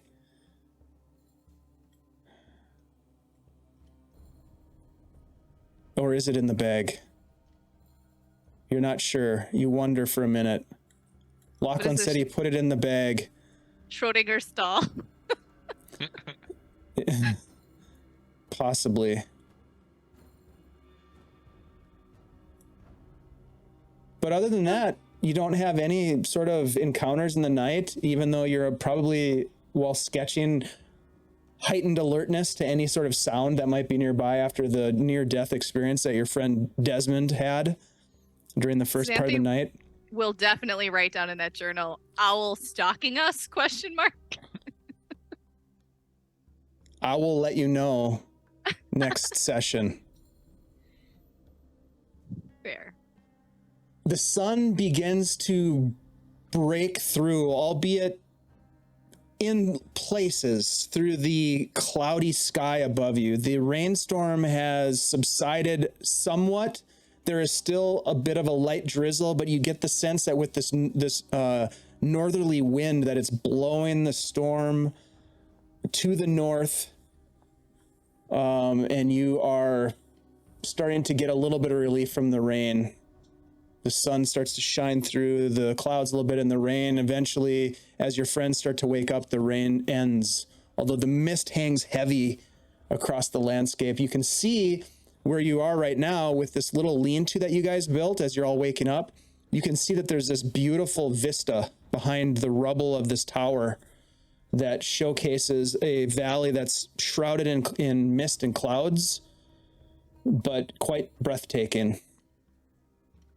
So this was a really nice place to build a tower, you know, like before the burning and the screaming and the magic problem. Yeah, it's hard to Nice anticipate view. sometimes the burning and the screaming and the magic problems. Hmm. Let's put this place behind us. As the shambling mound thingy moved. No, it's just a pile of vegetative debris. Do you think it'd be worth looking in the rubble to see if there's anything else of value in the tower? No, let's get the fuck out of here. Let's leave this place Right. behind. You're probably right. And it's nice out. Let's use the nice weather to make some time because we lost a little bit yesterday. Maybe we can find the trail again. Wow. Did we get a long rest? You did. Okay. You magnanimous bastard, you. I'll take that as a compliment? Question mark? It is. Oh, I feel so much better. Thing. You're handsome in ways that I cannot express, Dave. Try. Smarter. All right, so you guys have the benefit of a long rest. You don't necessarily know where you are on the map, although if we do look at the map, you have a sense that you're somewhere over there. Not necessarily on the trail, but it's hard to tell. You do get the sense that there is some level of canyon-like sort of drop-off the farther to the east you go towards that stream that you can just kind of see off to the side of the map. But you're not on the trail, so you're gonna have to find your way back to the trail if that's what your intention is. Or you could continue on into the wilderness without a trail. Totally up to you. I'm gonna switch one of my spells, by the way. No, let's find the try to find the trail. Yeah. Xanthe will take out the map. I think we should try to find the trail. All right, so that vista that we were looking at, it could be this area over here. And we do know if we keep going north that we'll hit the river and then we'll definitely know where we are, but we should probably be a little, west of the river. Xanthe, give me a survival check. You don't have any navigator's tools as tool proficiency, right? So give me a survival check as you are reading the map. I do, but you keep telling me that I'm not on a boat, so I can't use them. That's Does true. anyone want to help me? Being on a boat is just sort of a mindset. I'll try to help you. Okay. If I kind of move like this. Oh, good. Oh, thanks. I thought I was over there, Exactly. but no, actually do it's this way is Yeah, better. we were turned around. Yeah, that's a 19. Oh, that's much better. You get the sense that if you head almost due east, which, is not necessarily that easy in a dense forest, but if you head eastward, you should be able to find the trail. But again, you remember, if you recall, the trail was marked by cairns, and it was not that well traveled where it was like a thoroughfare. But west is going to be your best bet. Alrighty, let's go. Taking the high road. That's what I like about you guys. You always take the high road. High road. Yeah. Hell of a crew here. All right, so you make your way west, and eventually you do find yourself on the path itself. As you are walking along, everybody give me a perception check. You're finding the cairns, you're doing a pretty good job, and then suddenly you sort of like lose the next cairn. The trail itself doesn't seem very well worn. It could go in multiple directions. It's about mid-morning at this point. Nat 20. OMG, Yes, right. as the kids say. On random roll. Very cool. Everyone else? Well, Sorry, what are we rolling again? I missed it. You are rolling a perception check. Oh, not too bad.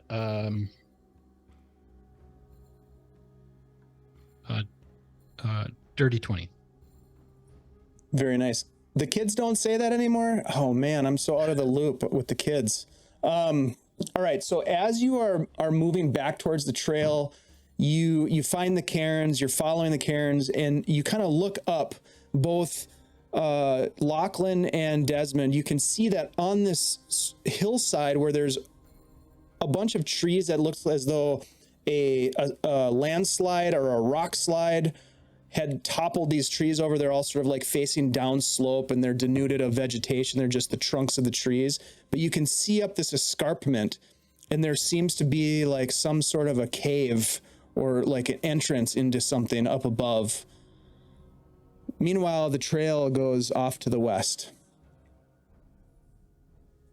And then kind of curves to the north, you can see from the cairns. But there is this sort of like hillside, and at the top of this scree slope, there appears to be some sort of an entrance to the rocky hill. I look at Des. No. No, no, I no. mean, No. that's- No. It looks No. like it'd No. be good shelter. It if it looks like started there's raining probably again. like 6 curses in there. what are the odds that's full of something that's going to try to eat us? Pretty good. Well, there'd be no horrible bushes in there, most likely.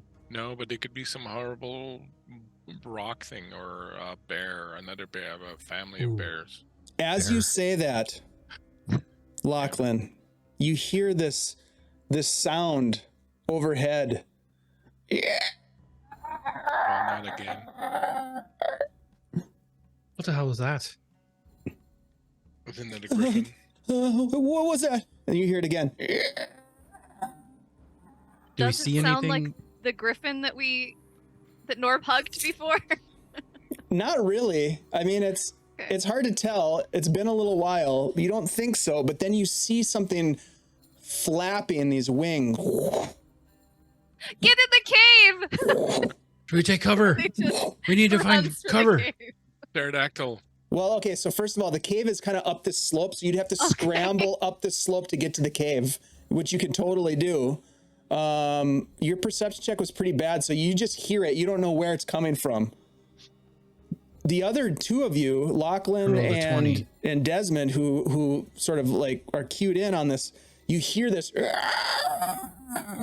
and you look up and you can see this something in the sky just, and it's flying high, but it starts to come low, and you can see that there's something in its talons being grasped, like flailing. It looks humanoid in nature. And then it flies low overhead, not paying any attention to you, and heads right to the cave and disappears inside the cave. I couldn't tell what it was carrying, though. It looked like a person, I'm not gonna lie. All And I right. didn't see that. Like, I'm just panicking. Yeah, Dang you're like Okay. looking around and you didn't see it. Did it have a person? I think so. Fuck, let's go. What? Come I on. know. I think Start heading up. it was gonna eat somebody. All right, it's hero time. That person was definitely dead, you guys, already. No, it it looked like it was moving. could have been a goblin.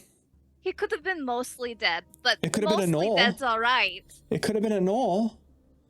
Well, Oh. you know, we're not gonna. We'll take Fucking get up the hill. Nice we'll try. take a peek, and if it's a gnoll, we'll bolt the other way. All right. Ugh. Do you think this thing can imitate an owl, and that's what we've been hearing? Who knows? Ooh, ooh. You guys are going to the. You guys are gonna go to the. Yeah. Yeah, we'll start scrambling up the hill. All right. You know, This is ill-advised. you're this is gonna be ill-advised. heroes. Yeah. See, This I is- wasn't gonna go, but then you put like a victim in there. I know. Mhm. I know. That You was kind of pushed a the button. last minute sort of like flavor thing. I didn't think you guys were gonna actually go for it. What was it? Holding like a cow, maybe? Look, guys, the title of this game is Heroes of Greyhawk. I should have known better. Mm. That's right. He hero Burning our baited us. stripes. All right, so you Right? guys Right. are gonna scramble. You're guys gonna scramble up the scree hillside towards this thing. Xanth, you're like watching as they take off. Spugnor's like, this is a bad idea. Yeah. I Keep got- up. Okay. And he scrambles up the hillside as well. Everybody give me an athletics check.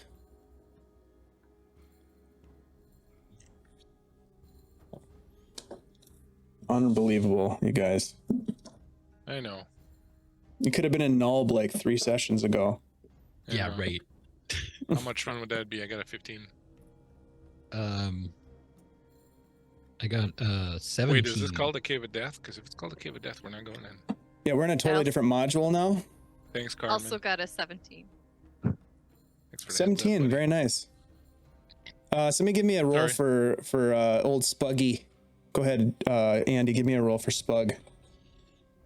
12 plus whatever his athletics is. Here's Probably Imagine it's not nothing. great. Yeah. Might even be a negative bonus.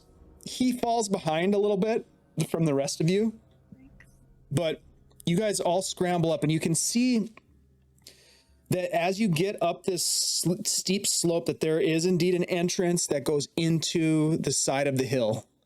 And it looks as though the rocks have been sort of like pushed out, or that it's been sort of not sure what the origin of the cave might have been, but that there is something, and you can smell it, that there's something layering inside of this particular cavern. You get to the entrance of it and you can just smell sort of beast and decay, as if maybe perhaps it brings its food back to its lair to devour whatever it might be.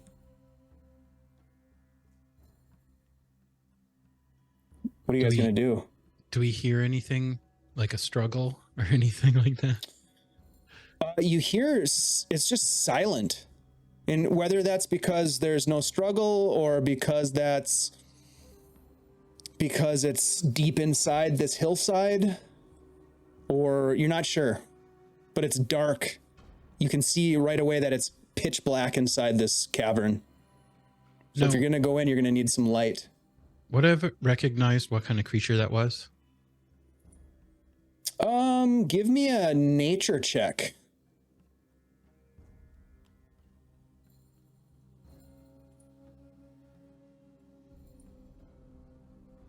$17.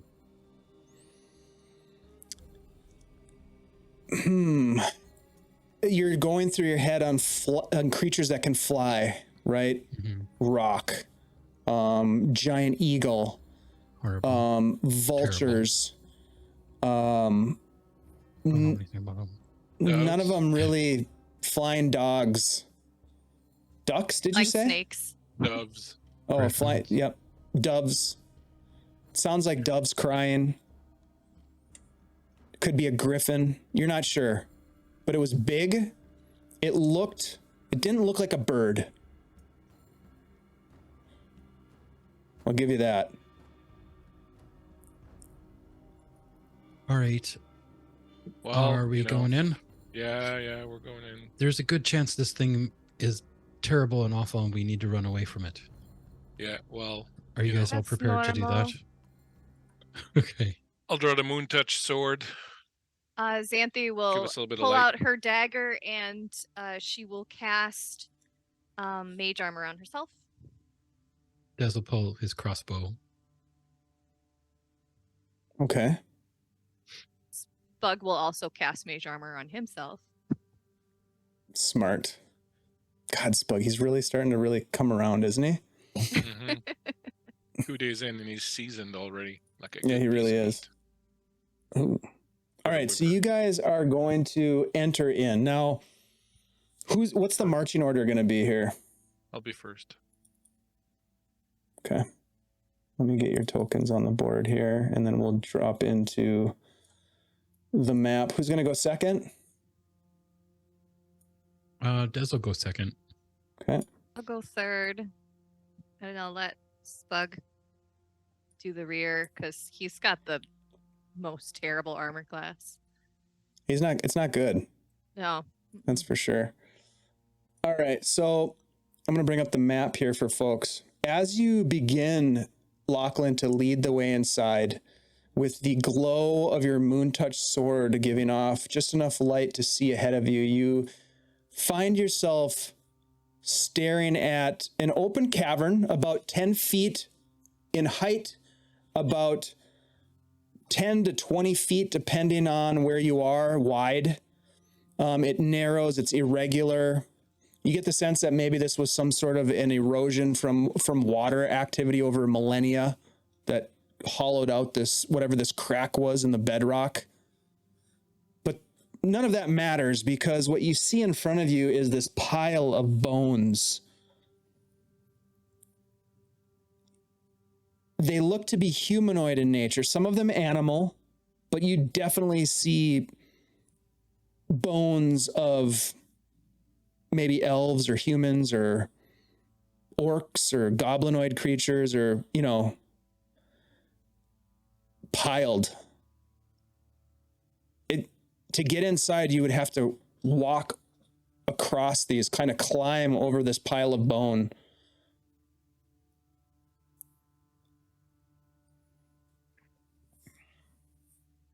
We could try to lure it out here and kind of fight it in the tunnel there, like at the edge of the tunnel. It would limit its movements. I mean, you have like a couple of really loud spells, right? Or we could just shout. And Xanthi is just gonna turn and she's gonna yell into the cavern, "Are you alive in there?" Are you alive in there? Are you alive in there? Are you alive in there? You just hear your voice echo. It did come this way, right? Well, there's only one way. And, if we wait, that person definitely will be dead. Yeah, all right. I'll start going, trying to move as silently as I can, knowing it's probably,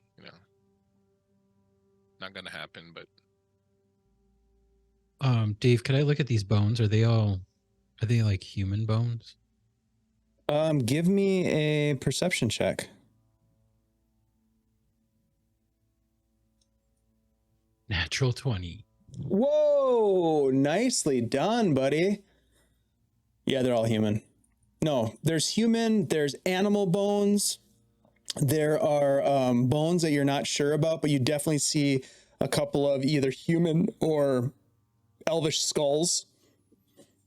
All of these bones seem to have been almost like bleached white from the elements. You get the sense immediately upon stepping inside the opening of this cavern that whatever's inside here, it has been here for a long time. There is a lot of carnage. These bones are piled high. There's like 3 feet of bone. However, you do notice that there's one bony hand as you look down, and there's a ring on one of the bony fingers. I'm just gonna reach down and grab that ring. Real quick. Do you put it on? No, I'm gonna put it in my pocket. Are you sure? Yeah. All right. Lachlan, you are leading I'm the the way. Runar deck. Right. Everybody, if you're trying to make a stealthy approach, give me a stealth check at disadvantage as you're climbing over the pile of bones.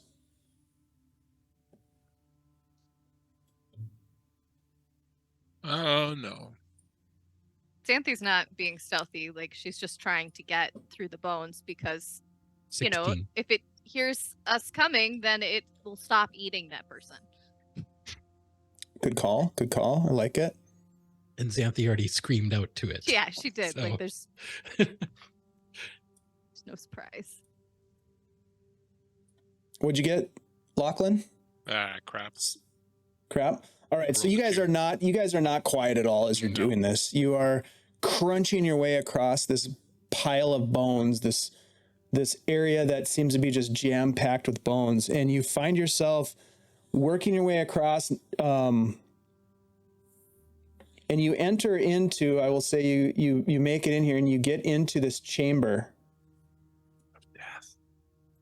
Yep, just like I think it was Wandering predicted. Chamber of Death. Was it Cardman? Yeah. Lachlan, give me a perception check. Can I use my passive? No, this would be an active check, actually. All right. Well, For better or for worse. Hey, better. thanks for the follow, Bow Splitter. Damn, that's cool. close, but exactly the same. Actually, 15. Exactly the 15. same as my All passive. right.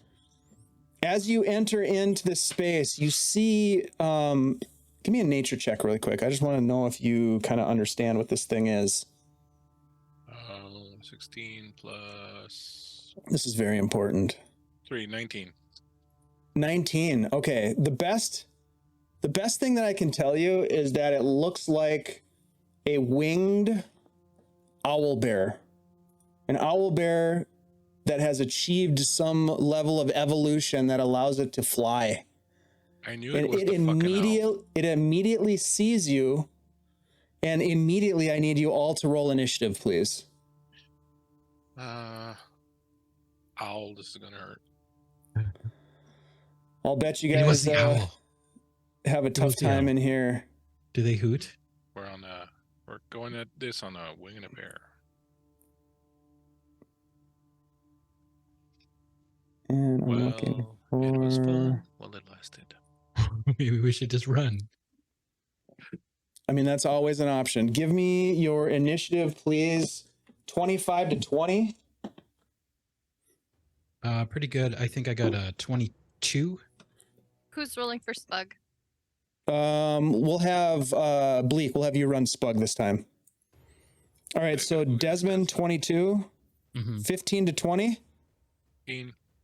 15 Oh, for... 14. Oh, sorry. I can math. That's right. my turn Lachlan, yet. 19. Xanthi. Okay. 14. What did Spug get? I don't know. I'm looking for our Spug stats. It's just a D20. No bonus. 15. 15. All right. So 15 for Spug. And then Xanthi, you got a 14. And Desmond, you got a 22. Yeah. Okay. All right. All right. So Desmond, you walk in and you are you're at the top of the order, my friend. What would you like to do? As you look over Lachlan's shoulder and you see this creature sitting there just tearing apart whatever it had flown in with, its prey, its quarry, tearing it apart and swallowing it down. You see its neck distended, and then it looks over at you as you crunch your way through the corridor over the bones. What are we doing? What are we doing? I think it's dead. Whatever it has. I think it's dead. Is that the And- stalker owl? I don't know, but it's really big and really ugly. Does it look like the thing's dead, or? Everybody can, if you want to, you can make a quick perception check just to kind of look over there, but it is Desmond's turn right now, so I'll go in order.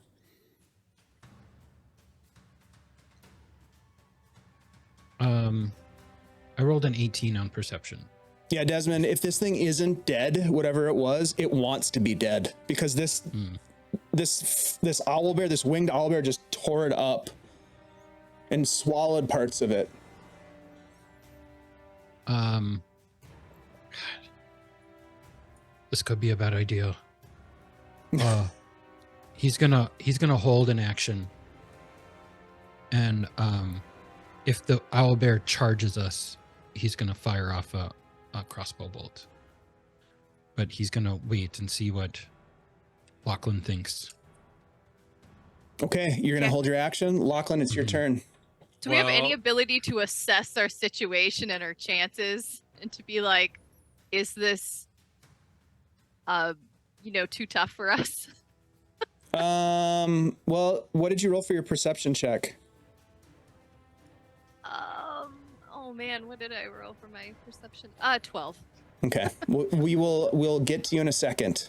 I mean, I'm around the corner. I don't know if you even see. Yeah, right. Lachlan? So my feeling is that that thing is dead. So I'm just trying to give you my my train of thought here. That thing is dead, but this thing has obviously been eating humans, flying around, capturing people. So we're gonna be heroes. I mean, fucking YOLO. And I will it's fucking far, eh? It's about 45 feet from you, 40 feet, 35 feet. There we go. All right. So I'm going to, Looks to be sitting on a big nest. yeah. I'm going to go in when I'm about halfway. I'm going to drop my, I know. my spirit weapon right behind it. And I'll let the spiritual weapon take a swing first. Yeah, 19. That will hit. All right, go get my D8 again. It's 5 points of damage. All right. And then I will come up to it and I will do the same with my sword. Hold on a sec. You were able to get there with your movement? That was... Yeah, 45 feet, you said? Yep. Isn't that exactly what I have? Hold on, let me double check. I don't know. I think you're a dwarf with little stubby legs. Yeah, I know, but... I think you're 25, but I Oh, could yeah, I'm be wrong. 25. No, you can't quite So- get there. Yeah. You can Wait, use your sorry. action to make the difference, but then you'd... Yeah, so that's what I'm going to do. So I'm going to get in. I just want to attack. Okay. All right. That's your turn. That brings us to... Or Desmond, did you want to... I don't remember what your held action was. Well, I had said that if it charged us, so Okay, so it did not I don't charge know, you. I'll leave it up to you to determine if that's... Nope, it does not trigger it. Spug Noir. What's Spuggy gonna do? Spuggy is going to... Actually, can he... Yeah, he can get by, right? Yeah, friendly Yeah, squares. he can pass through us. Yep. He just can't Yes. stop on top of I us. think... I think, honestly, I think Spuggy's probably going to be afraid to kind of shoot this thing in the face and then have this thing charge him. So I think he's going to hold off and see what Xanthi does. Do you want to like ready an action for him, or just Yeah, have him so do he's nothing? going to... Yeah, he's going to ready his firebolt. And if Xanthi attacks, he will attack also. Okay. All right. Let's remember that. It is actually Xanthi's turn. Xanthi is going to go into the room. She's gonna go, what the hell is that? And she's going to, oh man, she's gonna magic missile it at second level. Okay.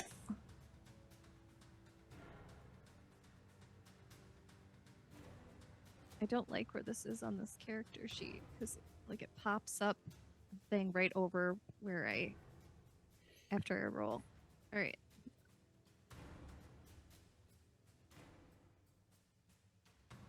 Okay, so I rolled second level, which found out that I actually get 4 instead of 3, so I Mhm. screwed that one up.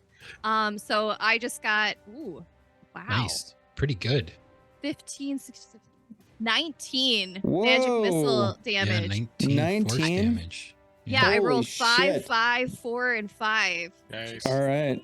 And what does Spug Noir do as that happens? He fires his firebolt. Okay. Give me a roll, please. Nice shot, Xanthi. Yeah. That was a huge roll. Yeah, he misses. Okay. Not so good, Spuggy. You're doing okay though, bud. You'll get there. All right, so Xanthi, do you want to move or do you have a bonus action?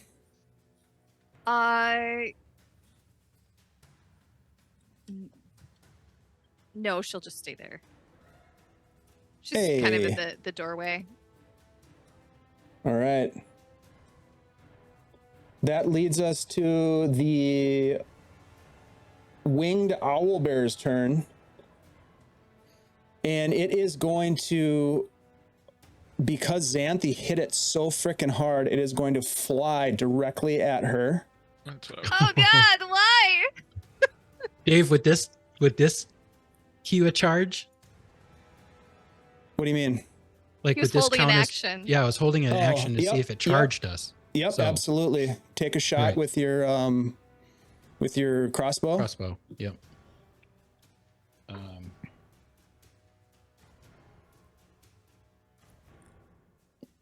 All right, so that's 16 to hit. That will hit. All right. It takes a bolt as it charges. Now, would I have seen it? Like, would I be able to get sneak attack with this? I don't think so. That's it. Not on Okay. this attack.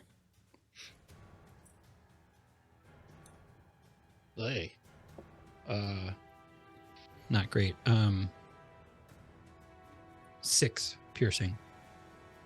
Okay, 6 piercing.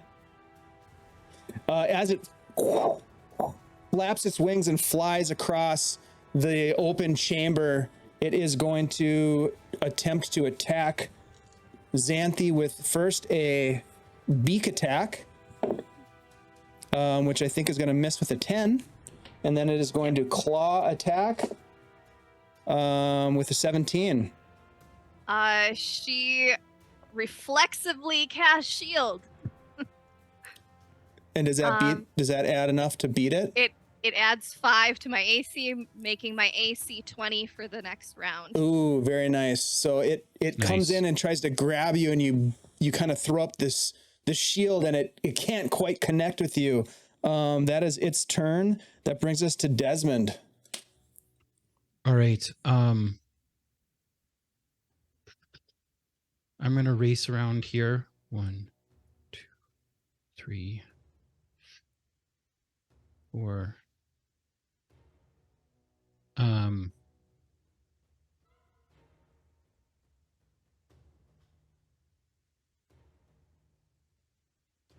5.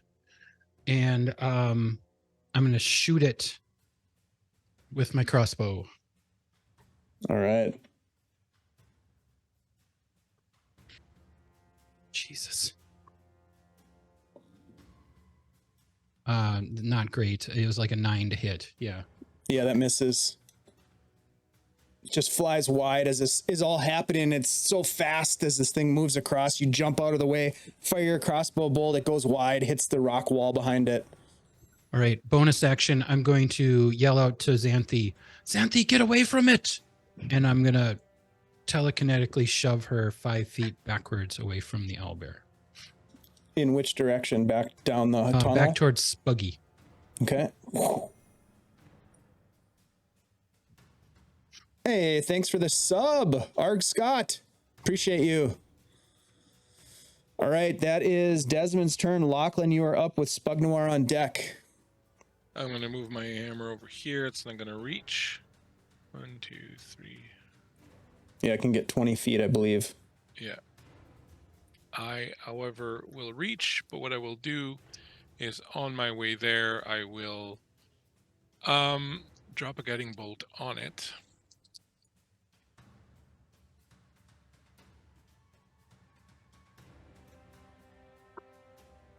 Oh, 19 plus 5, so 24.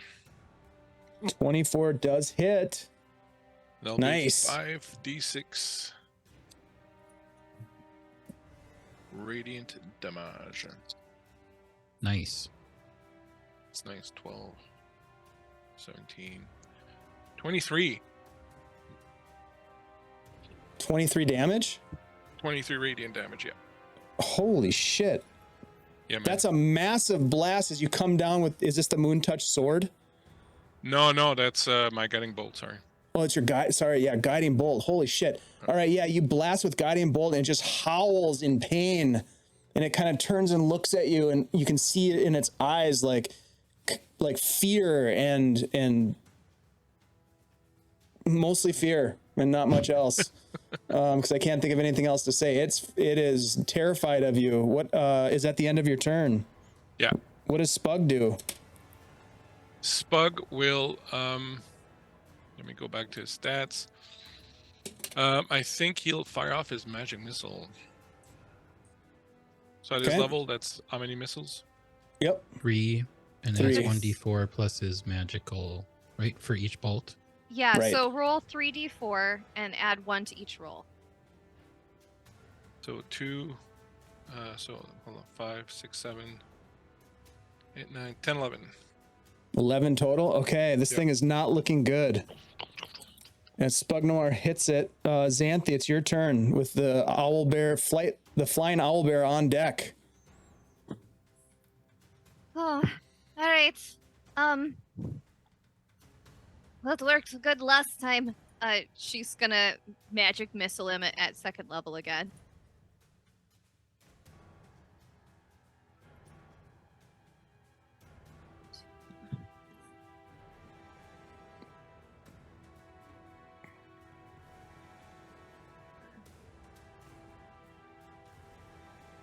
Okay, and that is ooh, all 2s.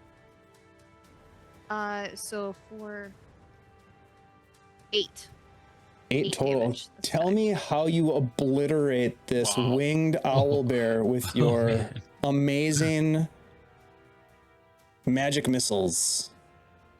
Xanthi just shoots all of these little projectile darts out of her hands, almost like a porcupine, and it just pierces it in several different vital spots all at once. This thing goes down just in a heap, and just dust flies up into the air, kind of filling the space. Whoa. How did I miss that thing? I don't know, it's gigantic. Jeebus. It is quiet for gonna- the moment inside this lair.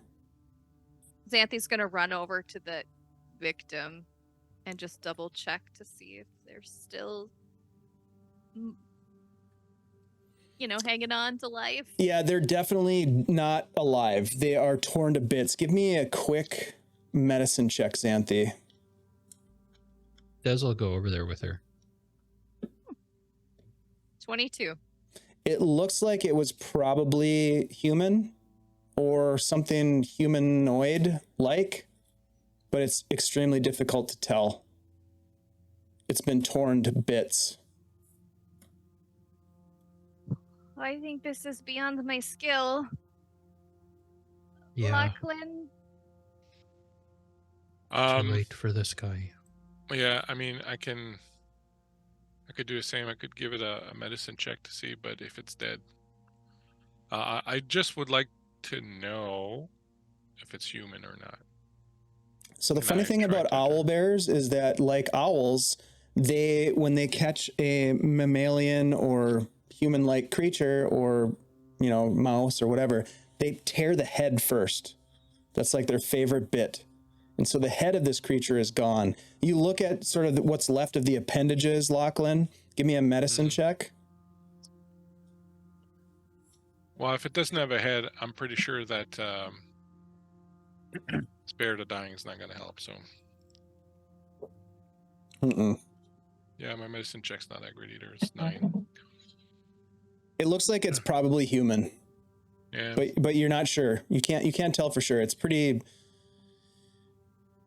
The remains are destroyed.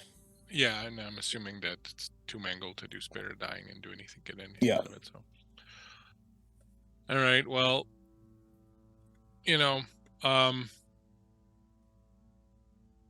we'll leave the body there. The first thing I would like to do is I want to check that nest to see if there are eggs Okay. or babies. Give me a perception check.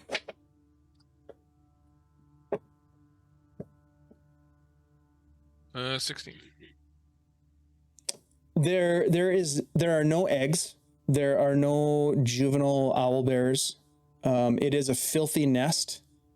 It looks like perhaps recently fledged young. Since Des found that ring, could you look around for more trinkets? Of course, you can always look for more trinkets. Weapons, anything of value that might have been on some of these bodies. Sure, yeah. Give me a perception check.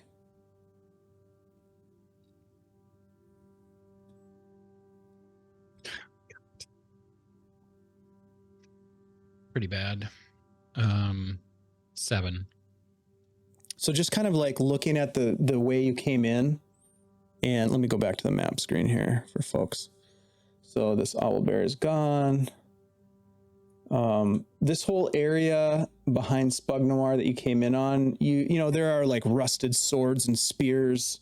There are some daggers, but by and large, like either these are animal bones or human bones, and there's not a whole lot of value that you find in this area where you are. Anything else that you guys want to do in this lair? Yeah, That other Xanthe is going to cast detect magic, and she's gonna walk over like, you know, the bone piles and the nest and see if she gets any hits. Okay. Yeah, you make your way over to the nest. You're kind of scanning around. You do not get any magical hits, but you do see as you get closer to the nest that there is a sort of like a little cache of bones. Here's the thing I'm looking for. Right in here, there's like a little sort of mini cave inside the cave where there's a bunch of bones piled up, but you don't see any magical essence glowing from any direction. Xanthe, what are you doing? I'm looking for magic, but there's a weird like pile of bones over here. I don't know why this would be. I'm gonna take the ring out of my pocket. Is this something? And I'll show her the ring that I found on the way in. And you still have detect magic up? Yeah, it lasts for 10 minutes, I believe. Yeah, it's definitely magic. Oh, that's magic. It is? Good job, you found it. I knew there was something in here. Yeah. I just noticed it on the ground. It looked really shiny. Well, don't put it on, though, because, the track record with the cursed items is not very good. Try it on. My luck is bound to turn one of these days. But yeah, I think better to be safe than sorry right now. Did you check the alcove? Yeah, Des will take his lantern out and kind of shine it into this alcove to see if there's anything of note in there. All right. Give me a perception check, and Lachlan, give me a nature check. Since you had kind of gone over to inspect the nest. 13 plus 3, so 16. Perception, that is 22. 22. Holy shit. All right. You look back in this alcove and you can see that there is on the far end, right in here, there appears to be what looks like possibly some sort of a passage that goes deeper. Lachlan, you're looking at the nest and you're like, yeah, definitely there was more than just one owl bear. There's eggshells in the nest, so it looks like maybe there was some recent nestlings that have left the nest. Whether they're coming back or not, you're not sure. That level of owl bear ecology you're not sort of up to speed on. Well, we'll definitely share that. I'll say I'm pretty sure that this thing just hatched some youngs fairly recently. I don't know if we're gonna catch sight of them, but it looks like there's a passage back here. How big is it, Dave? Is it big enough for a person? You'd have to go back there to figure it out. You'd have to climb over the bones. Well, Xanthi's still doing her detect magic thing, so she's gonna try to muscle her way back there just to see if anything lights up. Wait a second. I'm going to pull my rope out of my bag and I will hand it to her just in case, like, you fall or something, or there's that hole there. Just hide this around you. Oh, okay. She'll tie the rope around her waist. Be careful back there. Des I'll will be go with her fine. part way, shining the light. All right. The farther the closer you get to the end of the chamber as you climb over these bones, and it's disgusting to be climbing past all of these humanoid bones. But you do climb past them and you get to the back, and there is what appears to be a relatively concealed hidden chamber. Is concealed by an animal or concealed by a person? It was just obscured by the bones. But it goes deeper into a dark place as Des shines his light. It kind of turns a corner, and you could, if you wanted to, you could go further in and look at it to see what might be in there. Should we check it out? I mean, we're already here, but I guess we don't have any reason to.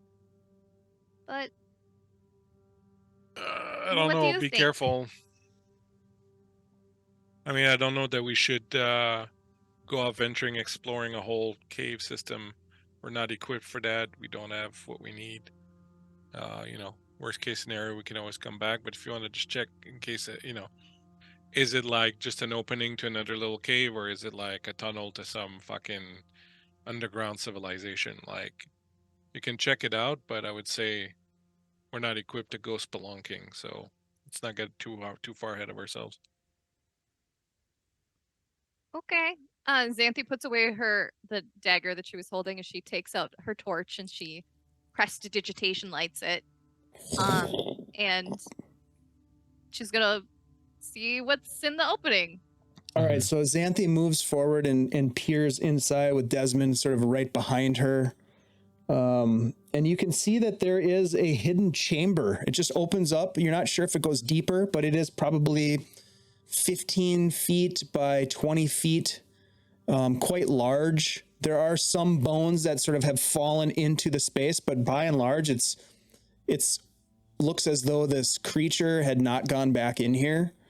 What you do see are, as your light shines around the space, you see casks, you see crates, you see more crates, and then as you shine your light past the crates and the casks, you see what appears to be a coffin.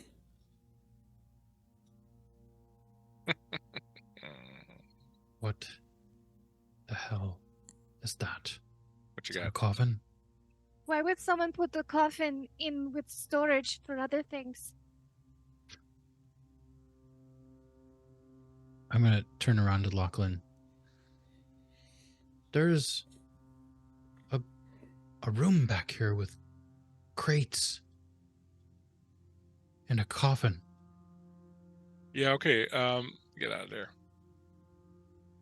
Remember last time what happened when we met some coffins? I've never met a coffin. Yeah, we did in the moat house. But it's already dead. That's what we thought in the moat house too. I mean, it's probably like Oh, right. a hideaway for the smugglers or tables. something like that, like the crates and the barrels and stuff. But that coffin, don't know.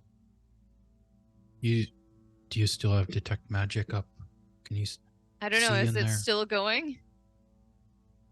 It lasts for 10 minutes. Yeah. Yeah, you're probably just right at the tail end of it, but you don't see anything glowing magic in this room. I don't get any hits on this. Well, I don't know. I mean, if this is a burial chamber, maybe we should leave it. It's a weird place for one, though. Looking at the crates and whatnot, does it look like storage crates? Does it look like it might be like merchant goods, or does it look like a place of offering or something like that? Like a burial Mm. chamber, like an Egyptian. does it look like a burial, or does it Yeah, look like you definitely get more of a secret storage spot rather than like a sacred burial site vibe. You can check what's in one of the barrels, maybe. You know, if it's full of blood, get out of there. If it's like whiskey or something. I'm very curious. I don't know that this is a good idea. Me either. She's just gonna stand in the entryway with her torch. All right. And then back out of there. If it doesn't Desmond, feel right, back out. What are you gonna do, Des? Des is gonna use Mage Hand and float the lantern into the space to see if he can get a good look around. Okay. So again, you've easily done. You float the lantern in and you illuminate this open cavern about 15 feet by 20 feet, maybe 10-foot tall ceilings, and it looks like it's a stash. There's a cache of boxes and barrels, and then off to one side there's a coffin. Do I see any kind of markings or anything like that on the coffin or on the casks and barrels and stuff? Like any kind of You'd have to maker's go in marks and like kind of stuff? really Yeah. investigate Close to up, see that. right. Yeah. Yep. You have to get up close and personal. I don't know. It just looks like a stash spot. If it looks weird, it's probably dangerous. That's pretty I've good told advice. you 3 times to get out of there, so if you're not going to get out of there, then go investigate. What are you going to do, Des? I got to do it all by myself, huh? No, I'm just telling you to get out of there, but if you're not going to listen to me, So we attack the owl bear, but we don't attack an empty room full of boxes. well, it's not the same fucking thing. The owlbear is a direct threat to the people around here. Whatever's in there isn't stirred if there's something in there. I mean, like I told you, I think you should get out, but if you're not going to listen to me, do what you want. I'm not going to repeat, don't go in there a 4th time. Well, I'm Desmond? not going to just leave Des in here if he's going to stay. What are you going to do, Desi? Jeez, this is real pickle I found myself in. Yeah, you did. Should Some of I us like stay or should pickles I in our go? old age. That's up for that. The only person that can answer that question is Desmond. And I hope he answers it quick. Yeah. Des goes in. All right, you go in, Very Desmond. slowly. He's going to just inch in. He's going to bring the lantern back to him with Mage Hand. Okay. He's not going to go anywhere near that Coffin? coffin. You're But gonna he's steer going to clear try of to the get a coffin? closer look at one of these boxes. Okay. So I do have a favorite monster that I have yet to unleash. Desmond, you go up to Son of a the bitch. roll an investigation check for me. All right.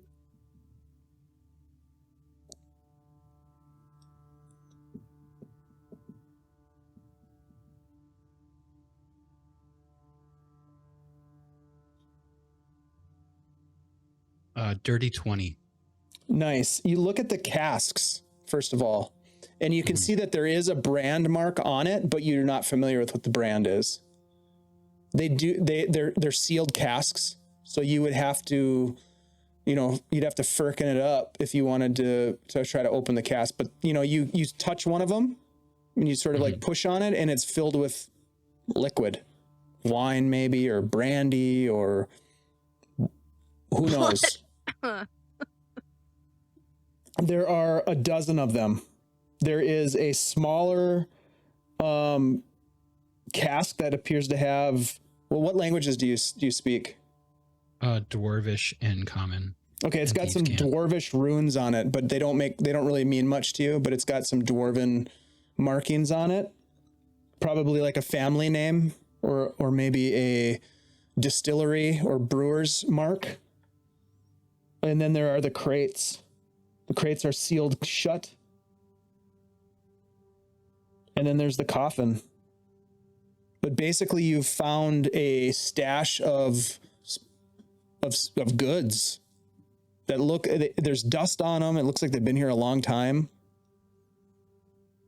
So I don't see any smaller, like, loose items. Books, weapons, anything like that. No, just sealed crates and casks in a coffin. All right. I'll slowly start backing out of the room. All right. You make your way back out, meeting Xanthi. The two of you make your way back out to Lachlan and Spugnoir. And Spugnoir is just sweating bullets right now. He's so scared. All right. There's another room back there. It's filled with casks and crates. Had some dwarvish markings on it. I couldn't quite make them out. The crates were sealed. It looks like a stash spot. But I gotta admit that coffin is freaking me out, and I don't know. After that run in with the bush, I don't know. Yeah, I mean, it's probably not a good idea to mess with anything in a room that has a body that's been interred purposefully. Well, we don't know that. It might have just been... Well, what? Who put it? Somebody had to put him in the coffin? But why would they just stack a bunch of goods around him? I don't know. Maybe that was his stuff. Maybe it was just being transported. And then they got eaten by an owlbear.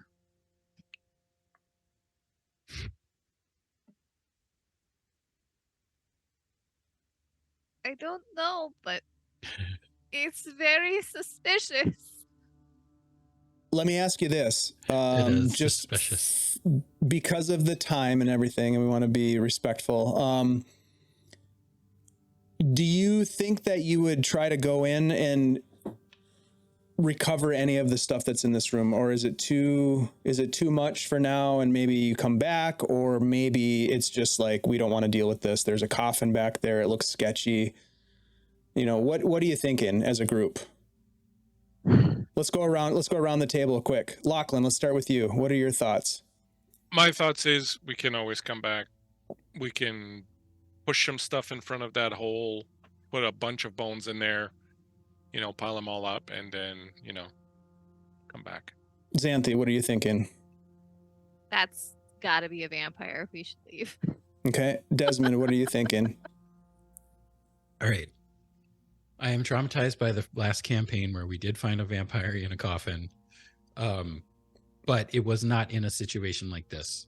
And it wasn't Desmond. So, yeah, and wasn't Desmond, so I can't let that mess with me. Des he knows he can't carry all that out.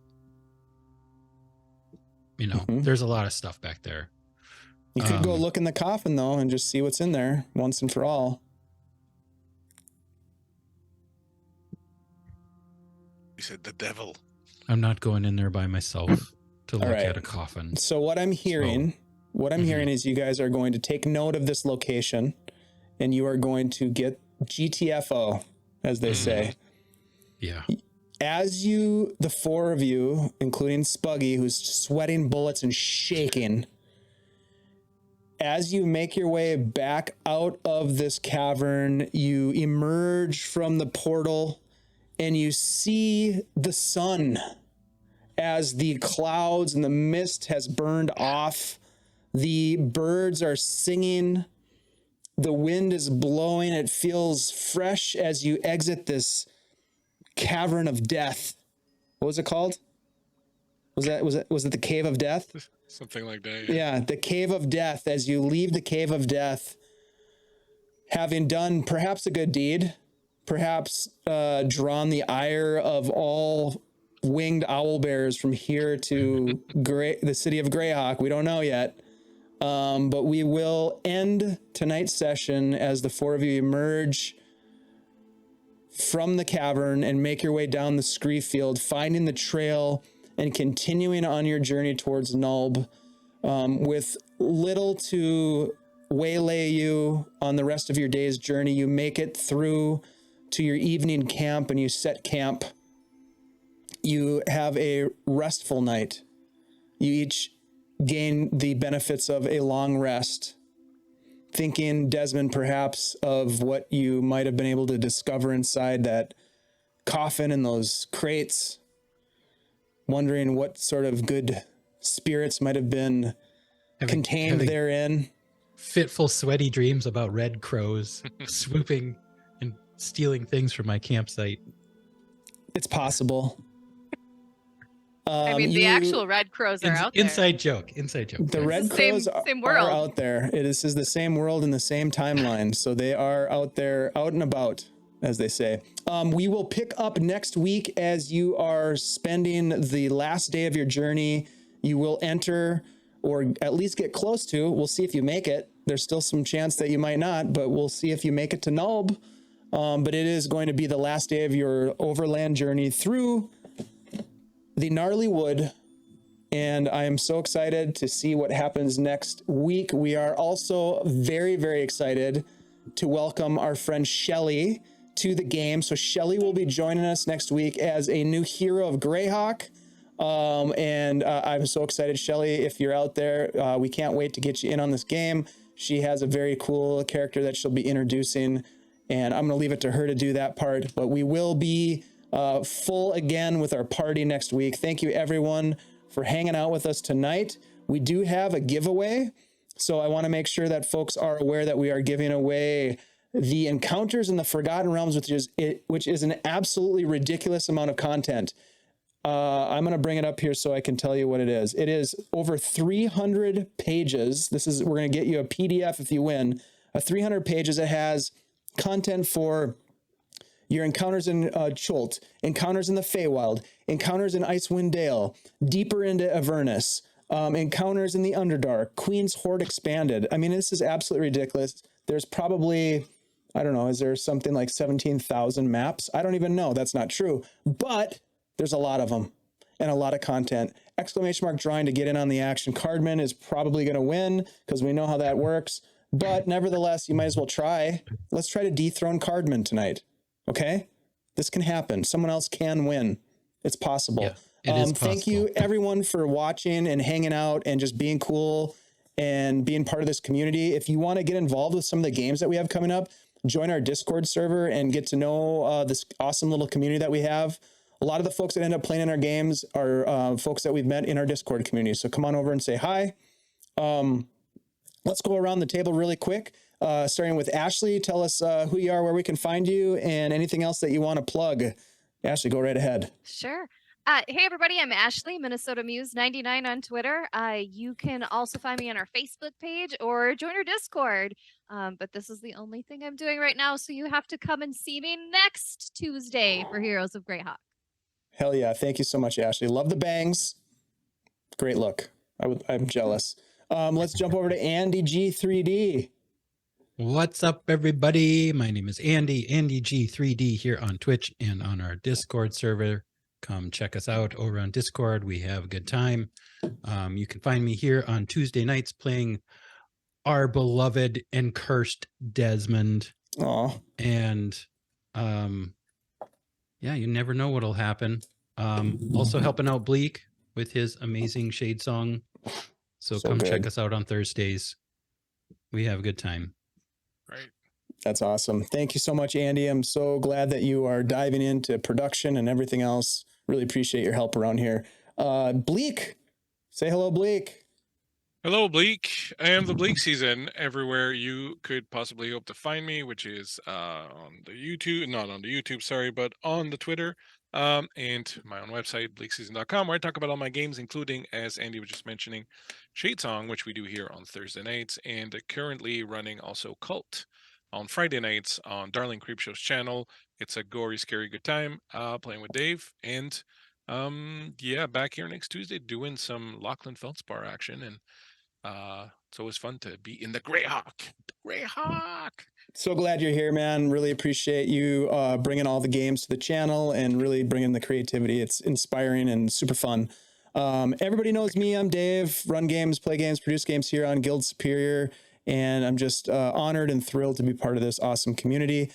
Really quick, we've got a very special game tomorrow, Wednesday night, our Morkborg one-shot with Dungeon Mr. Ty running the show. I will be playing in it, as will Flan Blackmore. Tim will be there. He brings the chaos. You know how he does. And also Captain Rouge will be there. And our friend Brandish Gilhelm will be there playing as well. It's going to be really fun. So come on over and check that out tomorrow night. And then, yeah, so much good stuff coming up. We've got our Shadesong on Thursday. And then on Sunday, we'll be back with our finale for the Mothership RPG game. And then back into New Varden on Monday, and we'll see you back here on Tuesday. There's just a lot of shit going on. We're going to go ahead and raid into our friends at Neo Soul God. They are playing some Dungeons and Dragons. Oh, yeah, we haven't done the giveaway yet. Thank you, Bleak. Let's do the giveaway. Ashley, if you wouldn't mind, please. All right. 5, 4, 3, 2, 1, and go. Thanks for the reminder. Wandering Endlessly. Wandering, you have just won a massive amount of loot. I hope you're still here. Hey, Please tell me you're still here. Yes, you are. So great. Awesome. We're going to raid Wandering. I'll reach out to you via direct message to get you the download information. Everybody, thank you so much. Give Neo Soul God some of that good old-fashioned Guild Superior love. Thank you so much for joining us tonight, and we will see you tomorrow for Morkborg. We're going to raid.